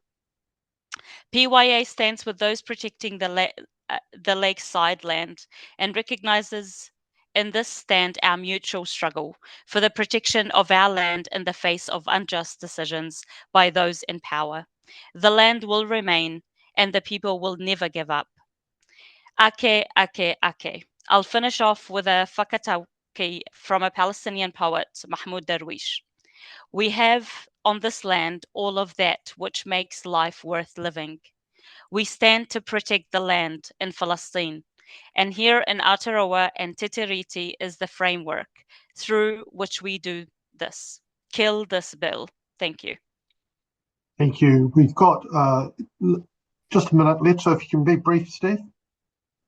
Yeah, thank you. And I just want to acknowledge really that in the midst of the most horrific settler colonial horrors and genocide, that you take the time to come and defend the constitutional foundation of Aotearoa as a basis for actual cohesion between Indigenous people and those descended from the colonizers. I really have no words for your courage and at this time. Kia ora. Thank you so much. Thanks for that comment, Steve. Thank you, Renata. We'll leave it there. Thanks for your submission and your written submission, Thank which you. we have as well. Ka kite. Ka tika. Members, the next submitter is Trevor McGlinchey. We have Trevor for 10 minutes. E nā member o te committee nei, tēnā koutou. Heuri o koutou whānau I ahau no te marae o Moeraki, ko Trevor McGlinchey tāku ingoa. Firstly, I'd like to thank the Justice Select Committee for providing me with the opportunity to make an oral submission.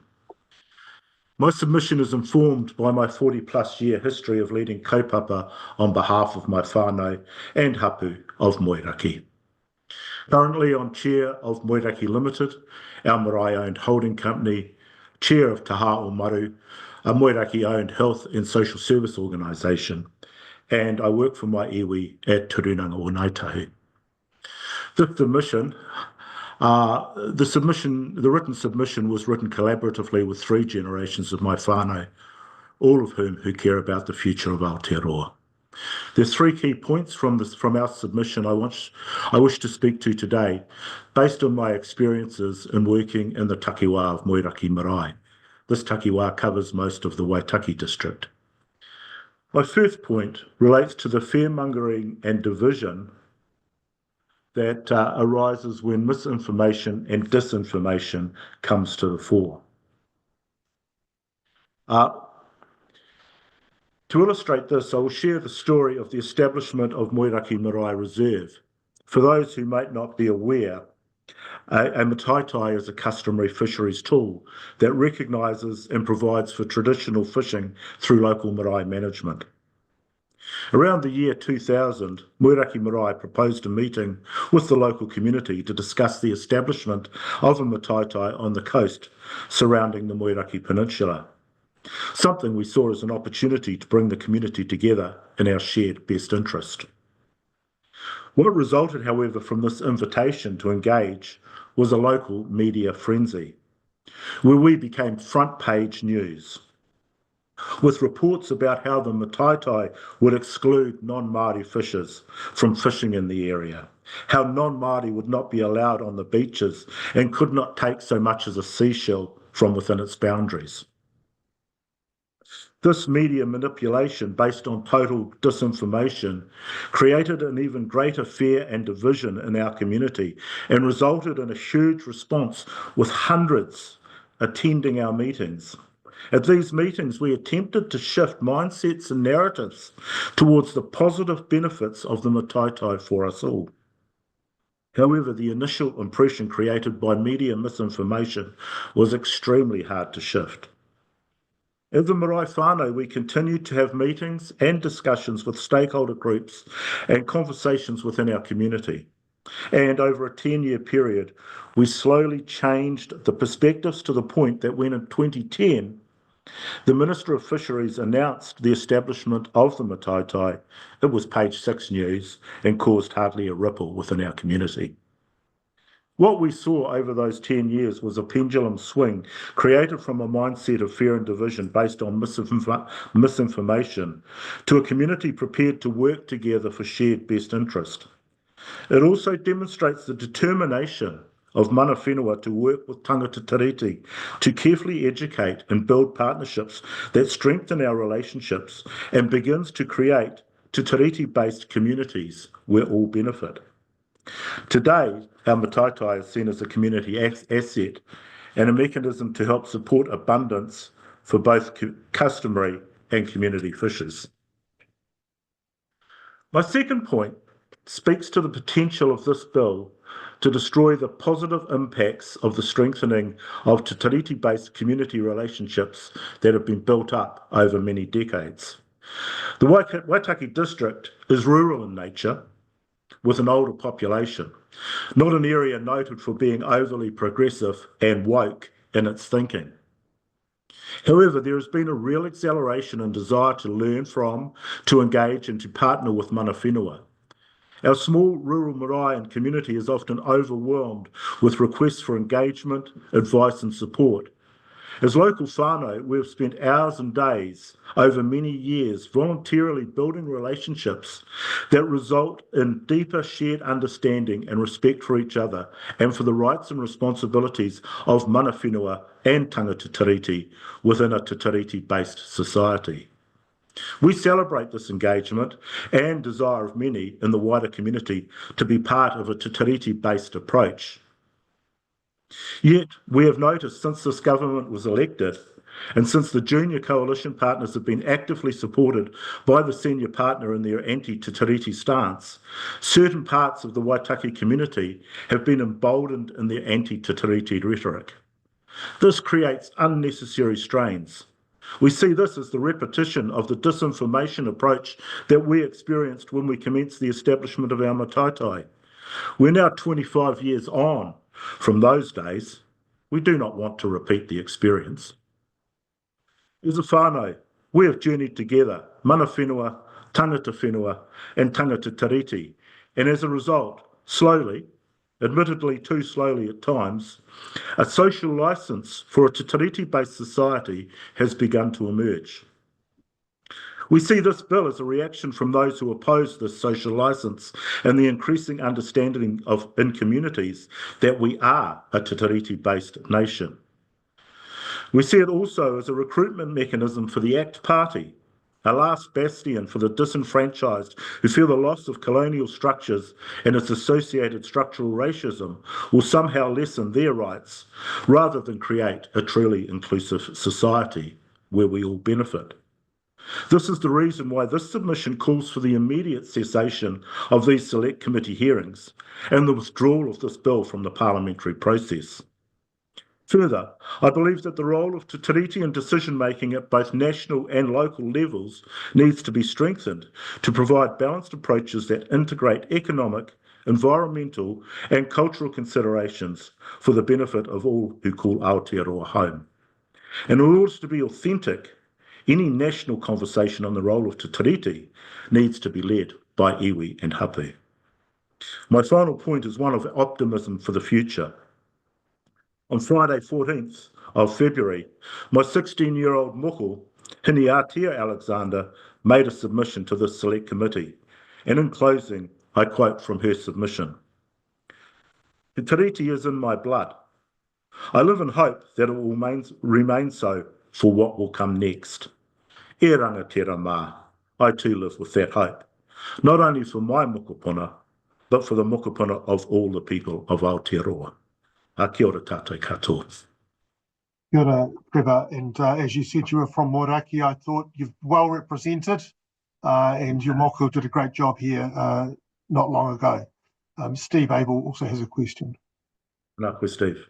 Yeah, kia ora, Trevor. I really appreciate you giving a really specific example of sort of te tiriti partnership, perhaps that's not the right word, but you working together with community to achieve an outcome. And I wonder how this bill and the divisive impact of it harms us advancing down that pathway of getting on with working together in the context of our time.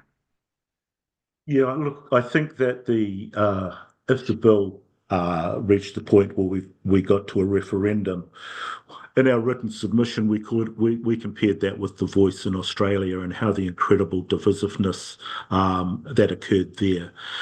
I think that the potential for misinformation, disinformation led by media outlets, led through social media, could result in real divisiveness in our communities and in our society, often based on misunderstanding and deliberately so in some cases. Our experience was that during that period was of incredible divisiveness, and it took many years to continue to work with our wider community in order to bring us back together again. I see this as the continuation of this conversation in many ways will create that experience nationally. And while mana whenua, tangata whenua are going nowhere, and we would eventually breach the issue that this was created, we don't need it. We don't have to go there. We can just return to the status quo, but continue a more informed, well-educated discussion around the role of Te Tiriti within our society based on real fact and real history. Kia ora. Ngā thank you, Trevor. That brings us to the end of the time we have, but thank you for your submission. Kia ora, thank you very much. Members, we're now coming to Dave Ross, who we have for 5 minutes, who will be our last submitter before we take a brief break.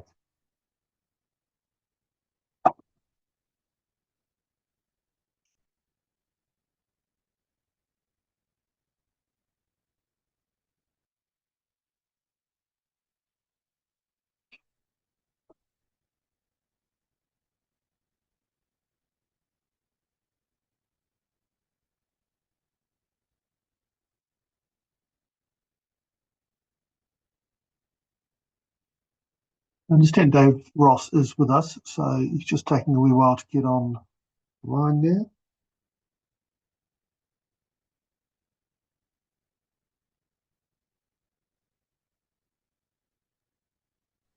Dave, if you could just accept the prompt to join the panel, please. Okay, I think we've got Dave Ross here now, audio on, and might get video.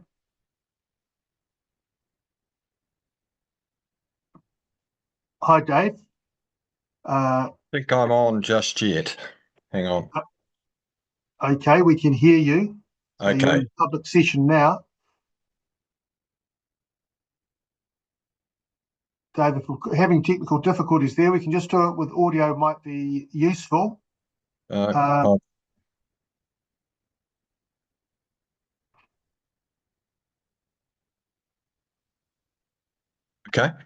Kia ora, Dave. You see me? Yes, good to see you. We've got your written submission and we've got you for 5 minutes. So in the interest of time, I'll hand straight over to you. Very good. Thank you for the opportunity to present on this bill. With only 5 minutes, I'll make my comments short and leave most of the time available for questions. I believe Sir Epirana Ngata had it right when he wrote a summary of the treaty and what it meant for the Maori people. It was informative to both Maori and other New Zealanders and suggested a practical way forward for the good of our country and democracy. My belief is that there would be no need for a debate about the treaty principles if only the law courts had stuck to their lane and not overstepped their authority by inventing principles in their deliberations on various claims brought to them over the years. In my opinion, the treaty speaks for itself, as it is essentially a simple document, clear and unambiguous, as Sir Epirana Ngata expressed in his explanation. I support the Treaty Principles Bill as it will bring issues about the treaty out in the open and force debate about how we move forward as one people under our democracy. I'm hopeful that we will be able to work through our issues and move forward together, but it will take a level of maturity from all participants to achieve a successful outcome. If we continue to maintain entrenched views without listening to each other with respect and a genuine desire to reach agreement for the way forward, I fear for the future of our wonderful country. We have been a successful democracy for over 150 years, and above everything else, we must continue as a strong democracy to flourish for the benefit of everyone. To seriously consider anything else would be madness, in my opinion, and would threaten to destroy what we've built together as a country. Thank you. Happy to take questions.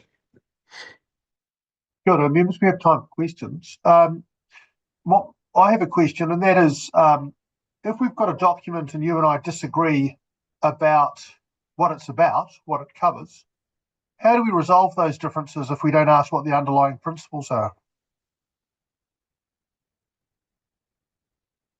Don't believe there should be disagreement about the two language versions of the treaty. I believe what Sir Epirana Ngata said in his words to his own people should guide us in terms of adopting a position of one treaty. All right. Well, I won't take that further. I'm not sure I agree with you, but nevertheless, Tākuta. Kia ora, Hua, thank you for your submission. Hey, I'm just wondering if you think, because Apirana is quoted a lot by older politicians, but do you think Sorry, that I didn't quite hear that. You Apirana... cut out because you're in your car, I think. Oh, okay. Look, do you think that between the time Apirana made those statements over 100 years ago and now there would have been new things discovered for us to consider?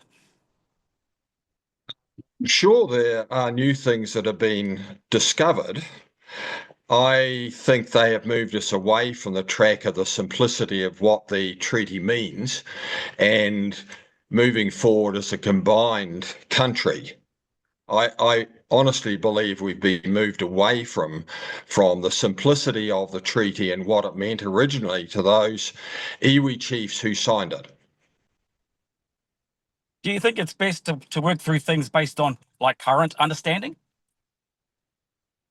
I think it's best to work through things as mature adults in a democratic setting and listen to each other and respect each other's opinions so that we can move forward positively and try not to have entrenched views one way or the other. I only reference Sir Apirana Ngāta's document because it certainly enlightened me along with all the other readings I've done then and since.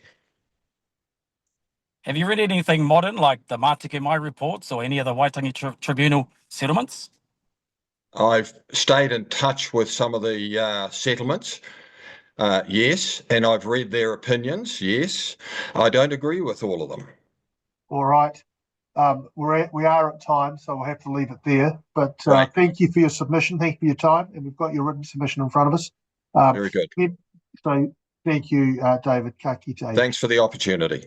No worries. Members, we're now having a brief lunch break. Our next submitter is at 12:45. It'd be great if you could return promptly so we can start on time. Kia ora.